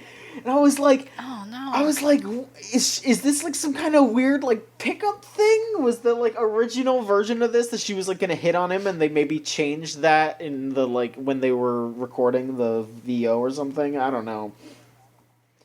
But yeah, they fight the Golurk, and after a little while, finally, it's a big battle. They go through a bunch of different Pokemon, and eventually it ends with Ash and Go tag teaming it with the Darmanitan and the Dragonite that Ash caught, and then Go throws a Pokeball and catches the Golurks, and now Go has just this fuck off big Golurk, which I dig that. So that was episode 14, but 15 was the episode that I really, really liked. I was super surprised at how well they juggled what they wanted to juggle. So, the episode starts off with the professor just being like, it's very suddenly winter, like it's snowing a whole bunch, and it blows out a lot of the electronics at the lab, so the professor just goes, you guys go home for a couple of days, we can't do any research, we're gonna have to do some repairs. And so, Go goes back to his family's apartment, which I don't remember if they said where exactly they live, but he takes a bus. And, but he goes, before that, he goes out and buys a present for his parents, and he accidentally leaves it, and so Ash has to grab it and bring it with him over to where Go is. So there's a little bit of like chasing each other around kind of thing. But it basically goes into Go's family life. His parents run an IT business. Like they do a lot of like computer repairs and stuff like that. And they just live in like this nice like apartment. Their grandmother lives with them, and the grandma is really badass.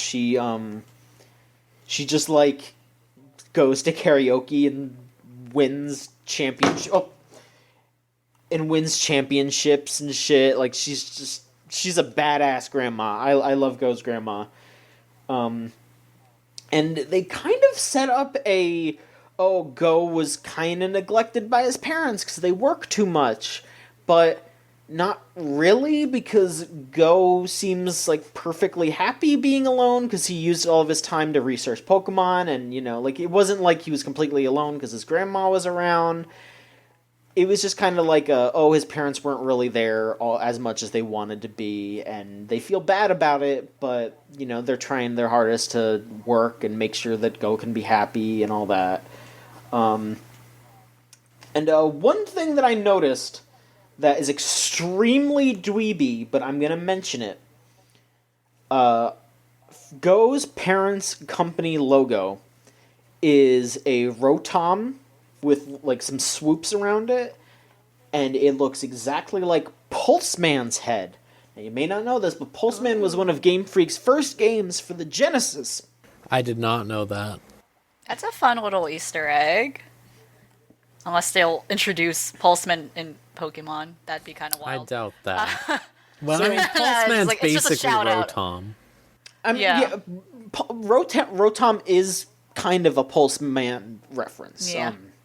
Yeah. It has this. That's why Rotom has like the spike on its head. It's to look like Pulseman's helmet. But also, one of Pulseman's special moves is the Volt Tackle. So that's where Volt Tackle came from. When is Game Freak gonna reference Tembo the badass elephant in something else? I mean, you made me remember that, and now if I ever get a shiny Q-Fant or Caparaja, I know what I can nickname it. Why did they make that? Like, I don't know. Like, Game Freak has made some pretty good other games. Like, didn't they make fucking Drill Dozer? And Drill Dozer's really good. Yeah. oh fuck, what was I heard that Giga Wrecker game they made was pretty good. Was it Harmonite? Some Harmonite, people I like think, that was them one. too, yeah. Yeah. But they've also made a lot of stinkers. Like, Tembo wasn't great, and then they made that fucking whatchamacallit Little Town game Hero. yeah, Little Town Hero. Little Town Hero at least had a good idea. I think people were just like, "Oh man," when they saw Yeah. the shit. Yeah. But so, yeah, there's just some other cute things. Go's ringtone is just his phone going, go, go, go, go, which is very cute. Well, someone has an ego. That's not his name. So, Go decides that he wants to surprise his parents and give them some stew that his grandma made. Bring it to them because they had to stay late. You know, they're busy working. So he's like, you know what? I'll go surprise my parents with some homemade stew. And so he goes to do that. And on the way, he's cutting through the park, and he sees some Mankey bullying a Cubone. And the Mankeys steal the Cubone's bone. What? And, yeah. Oh no. Those sickos. Yeah, so Go decides that he's going to help the Cubone out. And here is where I decided I really, really like this episode. He sends out a bunch of his other previous Pokemon that he caught. Like, he's got like a Scyther, a Butterfree, a Beedrill, and a Tailo. And he sends all of them out, and he's like, alright guys, we're gonna go find that Cubone's bone. So they all fly out. They have these little moments of, like, personifying them.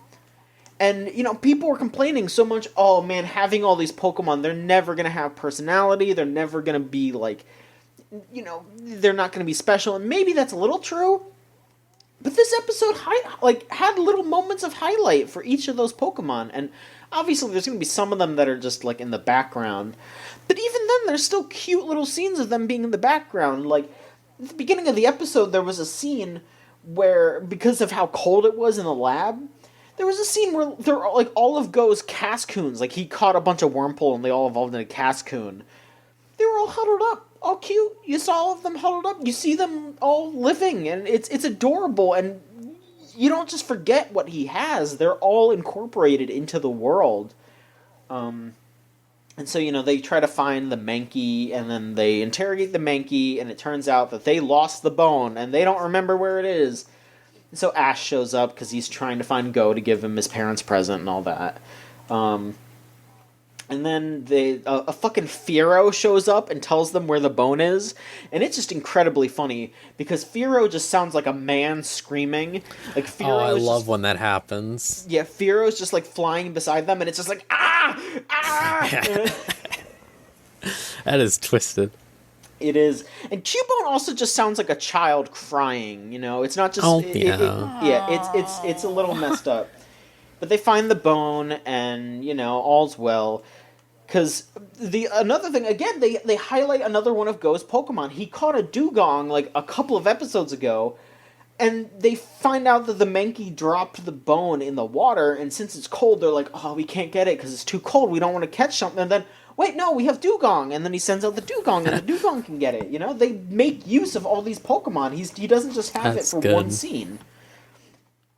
So I really liked that. I liked that they actually made use of Go's team. They had a good time. They actually personified a lot of them. Like, you know, the Beedrill is, you know, like a kind of brash. The Scyther's all, like, pissed off. Butterfree's really nice and, like, you know, tries talking to people. Or other Pokemon. And Tailow's a little skittish, but, you know, wants to do its best. You know, like, they personified all the different Pokemon. I'm just super appreciative of that. So I hope that they keep that going.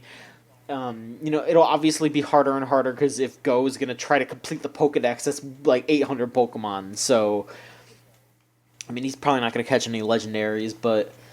I mean, at this point, I would not be surprised if one of them didn't catch a legendary, because Ash is a fucking pseudo now, and Go has a gigantic Golurk that's just huge. He's just gonna bring that in some battle, and it's an ancient being that was created to, like, protect a city of gold, and he's just gonna bring that to, like, the Pokemon League or something, and it's gonna be like, oh, hey, this thing is gigantic and can kill people.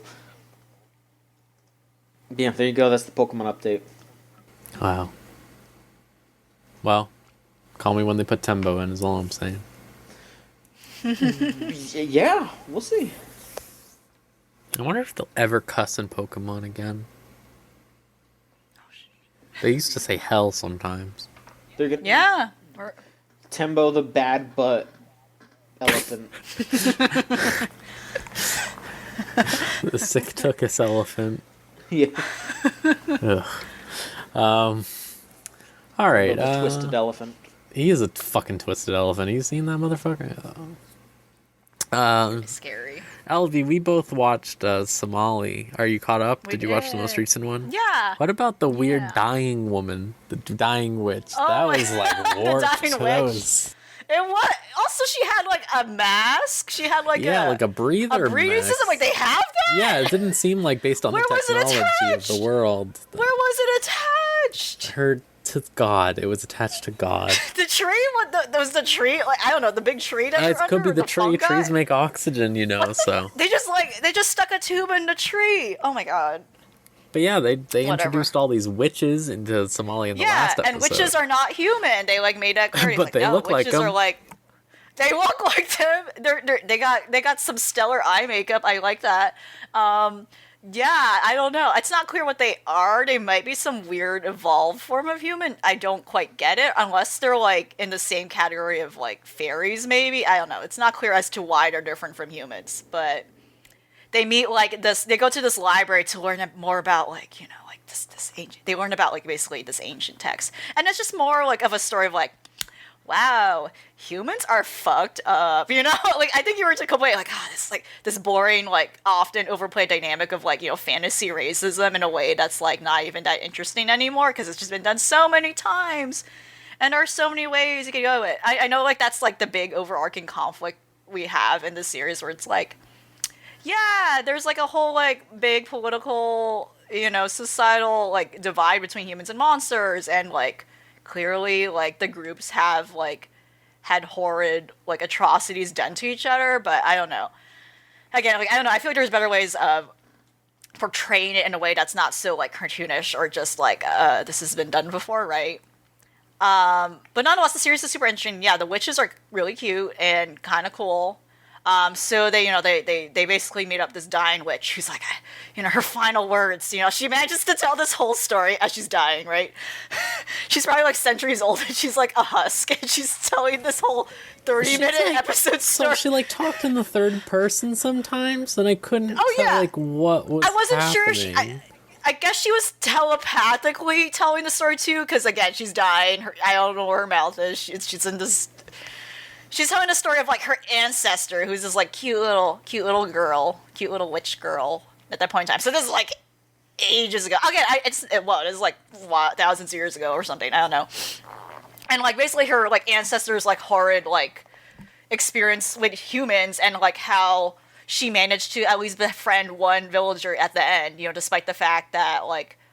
All the adults were awful, etc. And like at least in the end, she kind of won the heart of like one of the children who like after despite their what appears to be like their initial conditioning of like hating monsters, like there's outright like a grisly scene where they like for some reason just no reason killed like this giant monster who was probably not bothering them, but they just like kept stabbing it when it was already dead. I'm like, wow, okay, calm the fuck down. And. There really wasn't much to tell in this episode. I felt like this was kind of a weak episode, besides the fact, like, oh yeah, witches are kind of cute. This was kind of like a weak episode, I think, because again, like my whole issue of like this just kind of portrayed like a typical like dynamic, like whoa, there are two sides to every story thing. Yeah, like but it's just like it's like okay. Like I don't need this whole episode to tell me what's going on, which I've already know. We've already know. I think the brief harpy arc was a great. Yeah, that was good. Yeah, it was like great. Like, yeah, oh yeah, you didn't talk about like your experience watching that. I think, at least I don't think I did. Oh either. Yeah, we kind of skipped over because you weren't. Yeah, because I wasn't caught up yet. But yeah, I finished that. That was good. That was fucked up. Yeah, yeah, that was good. Yeah. John, to give you an idea of how it's fucked up. All right. Yeah. So, Somali was like the only human that we had seen in the story, and then there was this other dude, and he got like a disease on him, and he had like feathers coming out of his face or something. It was all fucked up. He looked fucked up. He was dying. And this harpy girl was like, oh, we're going to cure you by, like, stealing this girl's blood and putting it in you, because that'll work. And and like but then like you find out like the reason that dude looks like that is because his home was destroyed by like, you know, the monster people that live in the world or whatever. And then he was hiding in a cave, and he just like found this like harpy woman out like gardening, and he just killed her and tried to eat her. All right. Yeah. And like the other people who ate her just died, and then his family. And he just got like all fucked up. But then like the harpy girl who travels with him now and thinks that he's like really cool or whatever is that harpy's daughter. And he did not like, tell her this or anything. And the whole like, time. Oh, jeez. He killed her mom. Like out of it is warped. It's really warped. So it was very interesting. Like, you know, they kind of like it's like they kind of have to live with that, you know. They kind of both have to live with that like horrible knowledge now that they know that. But in a way, it's like it's like, you know, and it kind of it's like it's better that they know the truth, right? And they kind of just have to like figure out what to do from there, like, you know. I felt like that was enough. Like we now just have like immediately after now these episodes are like, oh yeah, let's go to the library, which is like, oh, that's cool. But then like it just kind of pans out into this thing about like, let's retell that exact same story again about like, oh, this horrible thing going on between these two groups. But yeah, I don't know. Yeah, I thought it was a good episode, but again, it's not awful. It's not bad at all. It was not bad at all. I was just like, oh, this isn't okay. This told me nothing new. Like it felt like an actual pause to their journey because the other thing was literally like, yeah, they were involved. This one was literally like a flashback story where they were not involved in the story at all. They were being told this as we are being told this, right? So yeah. Oh yeah, and then when the old witch died after telling the story. You know, basically she concluded, like, yeah, her ancestor, she just left the town, you know, they let her go alive. The town had, like, a golem god, and, like, he again was kind of, like, a neutral thing that just passively did things and didn't intervene, you know, he was kind of just there. But they didn't bother him because I guess they were afraid of him. I guess that was the implication. You know, and it was just, like, this cute parallel between Somali and her golem and him and the, like, little witch girl. Even though they didn't really build a relationship with that, but it was just cute. Yeah. But yeah, ultimately the golem made sure, like, okay, she's just gonna just let her leave alive, and she'll just go back to her witch community, whatever. So that's kind of how it ended. And yeah, then again, like she's just been on her final breath for this whole like 30 minutes telling this story. Just like she was storing it up. She was storing up all that energy. It was keeping her alive, and then yeah, she just like dies, and she explodes into butterflies. She explodes into butterflies when she dies. Was it butterflies? It was butterflies. Or like some it was sort butterflies. Of like, it was butterflies. Holy shit. Wow. Wishes explode into butterflies. My biggest problem was it was like the classic thing where like I feel like when people are trying to write like either like racism allegories or something like that, like trying to like talk about like use racism as like a plot device and thing, they never do it in like the real way. Like, which is a lot of, like, really insidious, like, fake face bullshit that, like, is what happens, like, you know, like, in real life, like, the most common, like, thing you'll see is, like, people, like, just straight up, like, act like, oh, no, I'm not racist or whatever, or, like, try to put on the illusion of, like, being cool or whatever, and then being absolutely horrible in the shadows. But, like... Yeah, microaggressions. Exactly. You know, like things are set. Like people aren't like cartoonishly just murdering people. Exactly. Like and like what happened. Which is what we've seen here. Yeah. Like the second where she's like, "Oh, are you another species?" And they're like, "What do you mean? Are we gonna kill you now?" Like, whoa, what? And then when the witch like stumbles upon like it's like what is that noise? And she just sees them murdering like a beast. Yeah. Like what? Like this thing that's that doesn't crying. Just normally like, happen. Come on. Like and especially that doesn't. Yeah. After she saves the little girl at the end, and then like they were still like we gotta kill her. her. Like what? Like okay. Like it's just she saved your child. Whoa, that's weird. Yeah, it's like come on. Like they like again. I think realistically they'd still be like wary of her. But they like, wouldn't be like, get the fuck out of here. What's wrong with you? Yeah. Yeah, like yeah, it's like the other side to unrealism is like they suddenly change their ways, just because of that one act of kindness, right? That's the other realistic side effect. I mean, not the other unrealistic thing on the other side of the spectrum. Like, and then we got the other one where they were just remained adamantly cartoonishly like villainous for no reason, despite witnessing that. They literally saw her like rescue their child. So I don't know. Yeah. It was just a weak episode, but again, it wasn't a bad one though. So I guess that's like a kind of a good thing. Yeah. There's never been like like a bad episode of this show, I don't think. Yeah. Yeah. Yeah, and then like at the end, like Somali's like, literally said Somali literally said we live in a site. No, she said she said something like, "Oh, does that mean I'm bad?" or something like that. Like Yeah. or like something like, "Are humans like me?" I was like, oh. She basically said we live in a society. So yeah, that was okay. I don't know. I hope they linger on the witches though. Like I hope there's like more after this because it's like, oh, like what? Like that's like a cool lady there. Like what is she doing? Like what's her deal, right? I don't know. I hope they just didn't come to the library just for that. It's like okay. Yeah. I mean, maybe they should still be there at the next episode. So we'll see. Yeah. We have to see more of the sisters that were in that one episode, probably. Oh yeah. All right. Is there anything else we want to talk about, or do you want to go to questions? I'm ready for questions. Yeah. All right. Let's go to questions. John, take it away. All right. If you want to send in questions or opinions, because we got That's some true. of those. We got one of those. Head on over to videogamechoochoo.tumblr.com/ask. You'll sound like these fine folks right here. Harlequin Wheels asks, what show has your favorite premise/promotional art prior to its release, regardless of what you thought after watching it? Oh. I don't really pay attention to this, so I don't Really, know if you I don't? Yeah, no, I don't. I don't have. Like key art releases. No. I mean, the Kill la Kill stuff was like, holy shit to me. I was like, but that's just because she looks like yeah. Shadow the Hedgehog at the time. I was like, holy fuck, they get it. Shadow the Hedgehog is an anime. Yeah, Yes. I was like, whoa. Which is about right. Yeah, so probably that, and I don't have like the greatest opinion of Kill la Kill as a series after that, but that first like art of her or whatever with like the sword backwards was like, huh? I mean, I was just really into how Space Dandy looked before that came out, so I guess that'll be my answer. But I mean, I mostly watch like trailers, so I don't know. I'm not really a promo art person, I guess. Really? Well, I guess not. Yeah. I'm trying to think. I mean, like I don't know where you would like. So series specifically?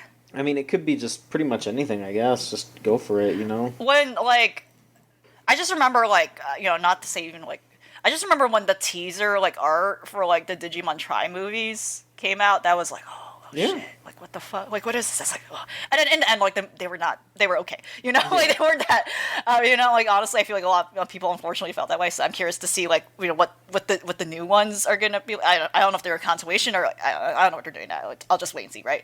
But then like it's just like the pictures of the group as just like in this weird new art style, and just like in this weird like grown-ups, that was just like, oh, that's cool, like, oh, whoa, it was just like just tugging at the nostalgia heart, right? I'm like, okay, like what like what new things do they have to offer here, like what is there left, right? Trying to think of series though. It's interesting, like I can't think of like, it's just like hard to, I feel like I have to dig deeper into like older series, but I can't think of it right now. But we don't see as much of like crazy, like counting by the days hype for things building up. I think as much as like, because again, I think we like Rose and I talk about that problem where I feel like they're just churning out so many things at once. Like there isn't even that time to build up something. Like if they really gotta hype it, I don't have an answer. I think right now. All right. Maybe I'll think about it. yeah, think about it. Go ahead, it's fine. I mean, we can return to your answer in a bit. Yeah. All right. Okay. So Let's see here. Century Punk asks, what anime do you think will be the next for a really big Hollywood blockbuster flop? We had that, Demon Slayer. You think that'll be next? Boku no Hero. Yeah, Yeah, I probably, feel like yeah. a My Hero Academia movie will probably be the thing that happens next. I mean, there's that Yeah. Akira movie that, has Yeah. been coming in and out, but who knows if that'll actually come out. But I could definitely see My Hero Academia happening and then just being some shit pile. It'd be- Even though we already have Sky High. I was about to make the same fucking joke. How could you? Just make the same movie with the same Oh, cast. man. Just bring those people back. I recall seeing Sky High in theaters too, I think. Yeah, it was in theaters, yes. I yes. have a vague memory of seeing it in a dark room. In a dark Maybe it was place. at a school. You sure was you in weren't just theaters. in a No, dark I can place? Yeah. But yeah, I agree. I can see Boku no Hero because again, it's one of those series right now that's really popular. Also, too, with the younger demographic. That is the series right now that teenagers like. And it's been popular for a while. Like I wouldn't be. Yeah. I could see them optioning a Demon Slayer movie in like a year or two, but not so soon. It's too soon, I think, for that. God, that just reminds me the Monster Hunter movie is happening. Did you see that Can't believe- promo art? I did see it. Out of this Yeah. world. I'm so ready.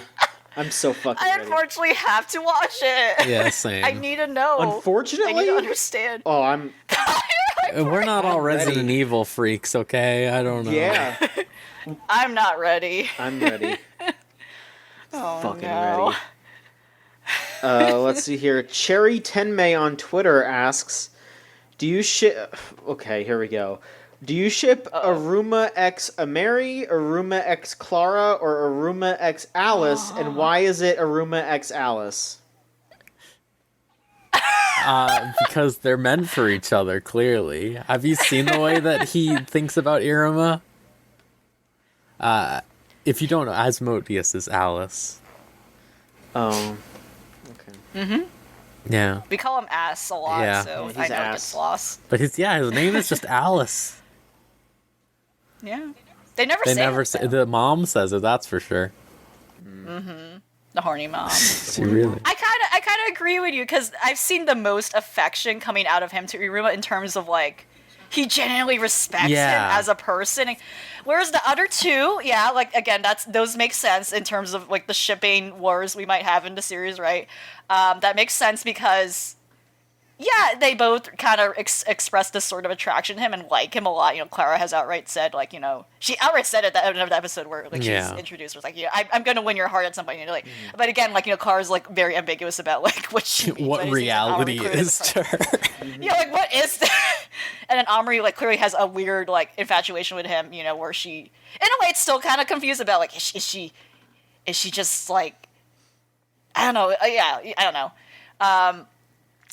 But Alice, Azkun, they both have kind of like They're real. they're kind of on like an equal playing ground, you know, like yeah, they spend a lot of time together. Equal Like I power. get it, Yeah. right. It's like oh okay, A good. like he actually has shown direct like open like affection. You know, the other two are very indirect. Yeah, it's I think. true. Yeah, you're right. Or unsure. You know, they're still in like a confused state. They're like huh, yeah. But so far we know he's certain he knows what he wants. Yeah, I feel like a good relationship has people of similar power levels, in my opinion. That's, Yeah. Yeah, Az is absolute attack and Irem is absolute defense. That's the perfect combo. That's exactly There what we you go. want. Yeah, it is what you need. All right. Oh, I figured out my answer for the all right. last Okay, yeah. question. Yeah, let's hear it. And I talked about how unfortunate the series became. Guilty Crown. Guilty Crown had like amazing art and you're stuff, right. like hyped up for it. Yeah, and like because I like that illustrator, like and stuff, Red Juice, and the soundtrack is honestly like you know when Sawano, I was yeah. like holy shit, love that, like loved the group doing the music, loved the illustrator, and then like the actual series just fell apart pretty quickly. Like it did not know. It was one of those things where again it you know again back to your topic about original anime. This is another original anime where Oh, I think yeah. they didn't know they didn't plan this out well. No, not And at they all. wanted really, yeah, not at all. And then they had like the whole like this weird spin-off thing, like last. God, I don't know. forgot about that. Yeah. Yeah. Yeah. Yeah, I was like, oh, this looks cool. This looks interesting. And I think this came out right out of a time where, like, sci-fi stuff was, like, mech stuff. I think, like, it came out, like, right out of, like, Code Geass, like, Gurren Lagann, like, post that, where people, like, wanted, like, some interesting... I think Psychopaths came out right... I don't know.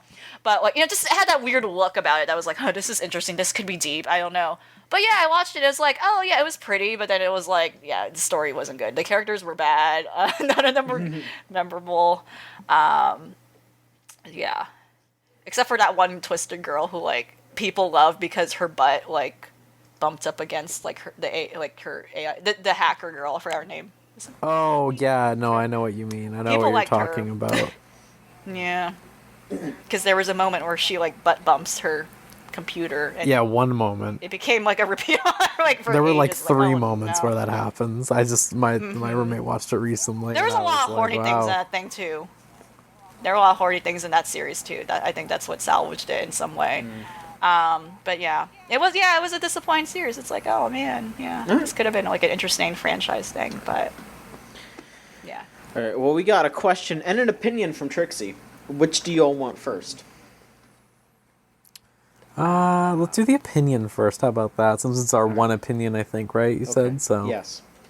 I was actually going to say we should do the opinion no matter what you said. So. Wow. So okay. Fucking fake video game choices, man, over here. Yeah. All right. Yes, from Trixie.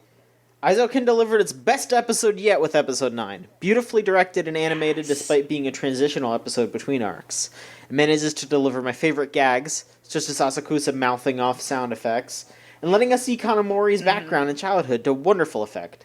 Can't wait to see where this season is headed for its final arc, and you know what, Trixie, I especially respect you for saying season, because we better get more of this. I can't go on without it. Well, I can, but it'll be very upsetting. How y'all feeling about Trixie's opinion? I agree. Mini Mori. Yes, Mini Mori. That was so Mini Mori. fucking good. Mini Mori. It's like, oh, so sad. Yes. I don't know if it's possible for me to have an opinion on this. All right, and to wrap this up, Trixie sent in a question. Most Monogatari arcs up until the second season, or the end of the second season, are named after a central character and an animal thematically associated with them. What animal would be associated with your arc? Giraffe, because I love giraffes and they have horns and everything, so you can But do a is lot that of things. thematically associated with you, Rose? I mean, what else would be? I'm trying to think. Like, I really like giraffes a lot. They communicate passively. I don't know. I wouldn't say that's something you do. Oh, I'd say fuck. that you're very direct in a good way. I don't know then. I just thought giraffes have horns. That's gonna be honest with you. And giraffes are odd, but like in a nice way. Yeah. Oh, look. But I don't know why you have a long neck, but hey. Yeah. That's all things people say about me, you know. Yeah. Damn, Rose. I look at was that. thinking, no. Yeah. No, yeah, I don't know. What do y'all think? Mine would definitely be hedgehog. Because I am definitely living the hedgehog's dilemma every day of my life. Wow. So, Wow. I'm just being honest with myself, definitely. If Araragi was coming to try to help me with my problems, it would definitely be to try to figure out how to get close to people without shoving them away. That would be what I need. I'm being really vulnerable today. I'm talking about my fucking... It's Precure. No, It's got you. I'm talking about... Yeah, I'm talking about all my- healing good. Healing all my good. psychological problems. I'm talking about my fucking hedgehog dilemma. I'm talking about my fucking oral fixation on here. Like, what the fuck? I don't know what was up with that one. I'll be honest. I'm just being fucking I don't know. honest.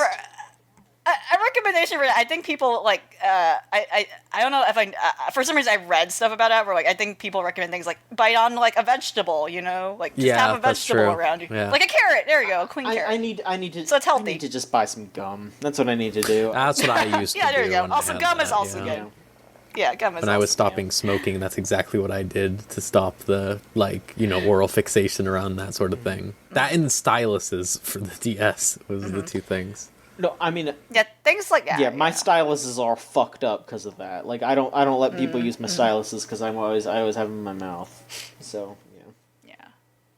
Yeah, I used to have a biting problem too as younger, but I don't know. I don't remember why or how I stopped. So if I figured that out, maybe it'll pass along. I don't know.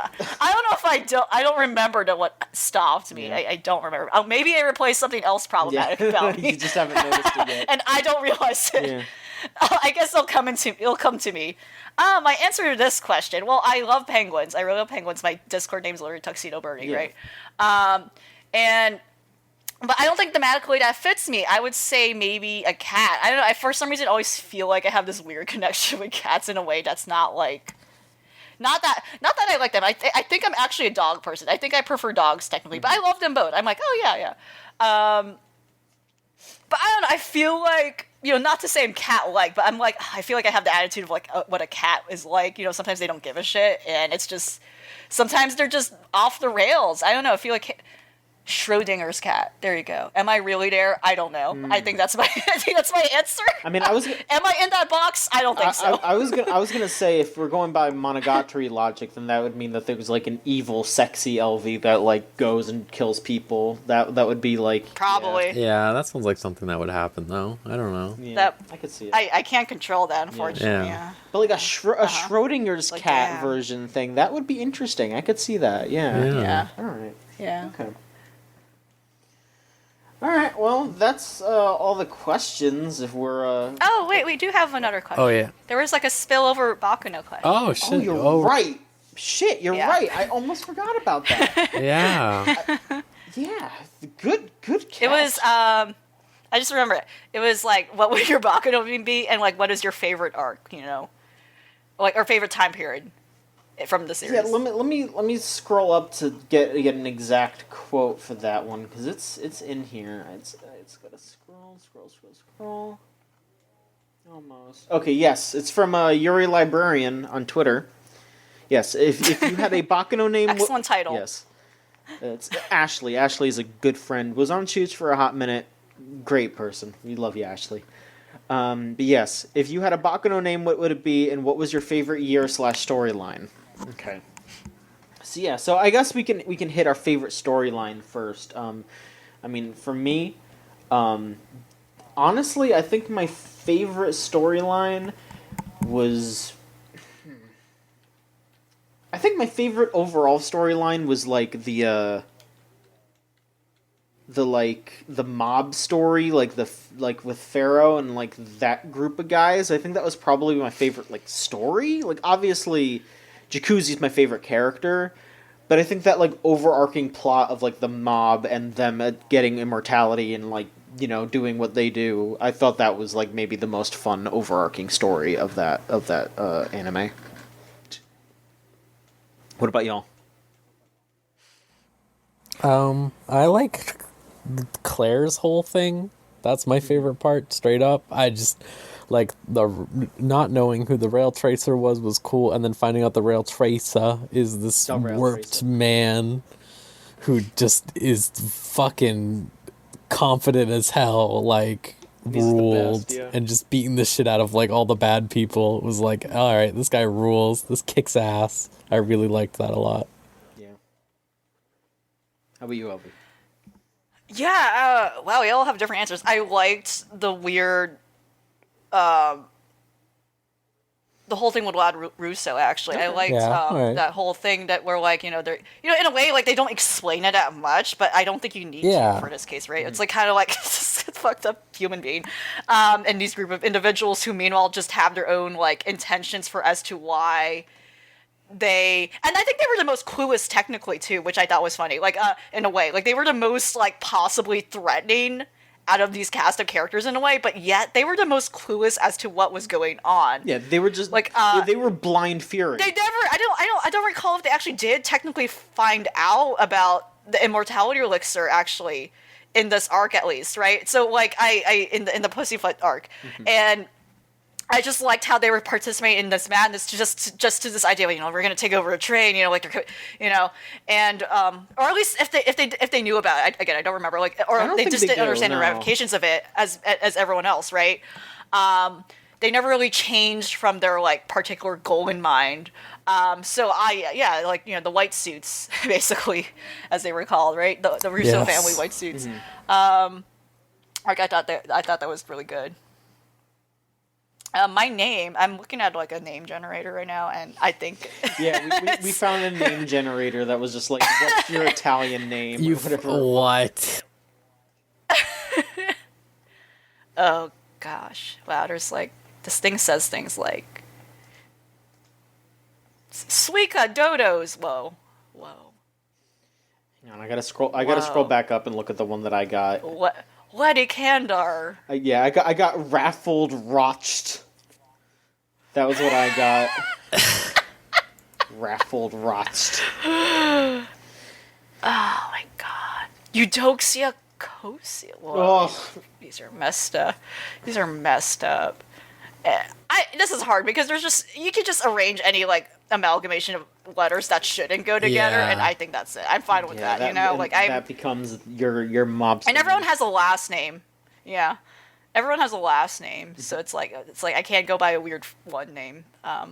Ooh, I'm gonna go with this one that it just fed me, and then add in my own personal taste. I'm gonna go with Maria Spada, because Spada is like a sword. That's fucking sick. I like that a lot. That's a good one. Yeah, you got a good one. You got like a that rules. Whoa. It's almost Sparta too. You get exactly. I got it all. Yeah. Right. Yeah. Oh my gosh. Kiss my ass, Rose. You just. I just mashed it like 10 times, and then it gave me that. Yeah, and it gave me spot. Yeah, well, listen, I didn't go with Desiderata de Furia, which is actually pretty good. Now that I say that out loud. Pretty good. What about B. Crispo? B. Crispo. You know what? Yeah, I'll be B. Crispo. You'll be Crispo. You'll be B. Crispo. Yeah. Hey, it's me, B. Crispo. We're our little gang here. Daniela Especial. Elvie, you gotta be Daniela Especial, please. I'm fine with Daniela Especial. These are all really good. Germana Pupa? Germana Pupa? Germana Pupa. Germana Pupa? Wait. Germana Pupa. Oh, I'm getting really good ones from this fantasy name generators for Italian names, which is very funny to me. Germana Pupa. I'm sorry, I can't be Crispo. I need to be Germana Pupa. That's Aurora Casino is a really good Bacano name, I think. Aurora Casino. Wow, that is. I'm getting really good ones just now. We need to like spin off into a musical career instead of podcasting, because we're getting good. This is just reminding me of how fucking Childish Gambino was like a rapper narrator thing. So, like, we need to we need to make a fucking Italian restaurant, obviously, and call it B. Crispo. Be like, here's B. Crispo's, the crispiest pizza on the west side. These names just keep coming. Like, this one's like Crossifisa Pacific. Like, that's pretty good. Like, that's... Across the Pacific! Yeah. So you gotta do when you come to Italy. This is incredible. At least I think the Pacific Ocean. Man. Mariana Cola. Like, these just keep going. I know, I'm not getting repeats. No, yeah. It's insane. Right, well... People just named anything. Yeah, I mean, if you really think about it, that's how it is in real life, too. Yeah. Wow. This is amazing. I really like this fantasy Italian name generator. I like that it's under fantasy names. I think that's really funny to me. The mythical Italians. Yeah, mythical Italians. Like B. Crispo. B. Crispo, yeah. All right. That does it, though? Yeah. That absolutely does it. Yes, we are wrapped. Well, I know up. what the title of the episode is. Yeah, we do. Oh boy. All right. Yes. Thank you again. And again, if you want to send in a question, it's videogameschoochoo.tumblr.com/ask, or you can tweet it to us, and we'll either read it on that episode, or we'll have to read it the next episode, and we might forget, but LV might remember because she made the save. Maybe. So thank you. All right. Just a reminder to everyone out there, we are watching Violet Evergarden for our monthly anime. Yes. So in 2 weeks, we'll come back and talk about that. You can watch it too if you want. You'll also be picking a Patreon show next time. So if you are subscribed to our Patreon, patreon.com/VGCC, you can, if you donate $3 a month, you can vote on a show. I mean, you donate, not even voting, I should say. You nominate one. You just nominate one, and we go probably yes, honestly. We're just working through it. But yeah, just that's an option you have there. You also get our episodes, 1 week early. It's pretty good. Yeah. All right. I think that's everything. Thank you both for joining me in these hectic times. Absolutely. It's always a pleasure to podcast with you. Yeah, thanks. And thank you all for listening, and I hope you have a good month. Let's go with that. Just month. After that, you're on your own. Thanks, everyone. Oh, wow. Heal good. Heal good. Yeah, heal some good. Go heal yourself good and heal people around you good.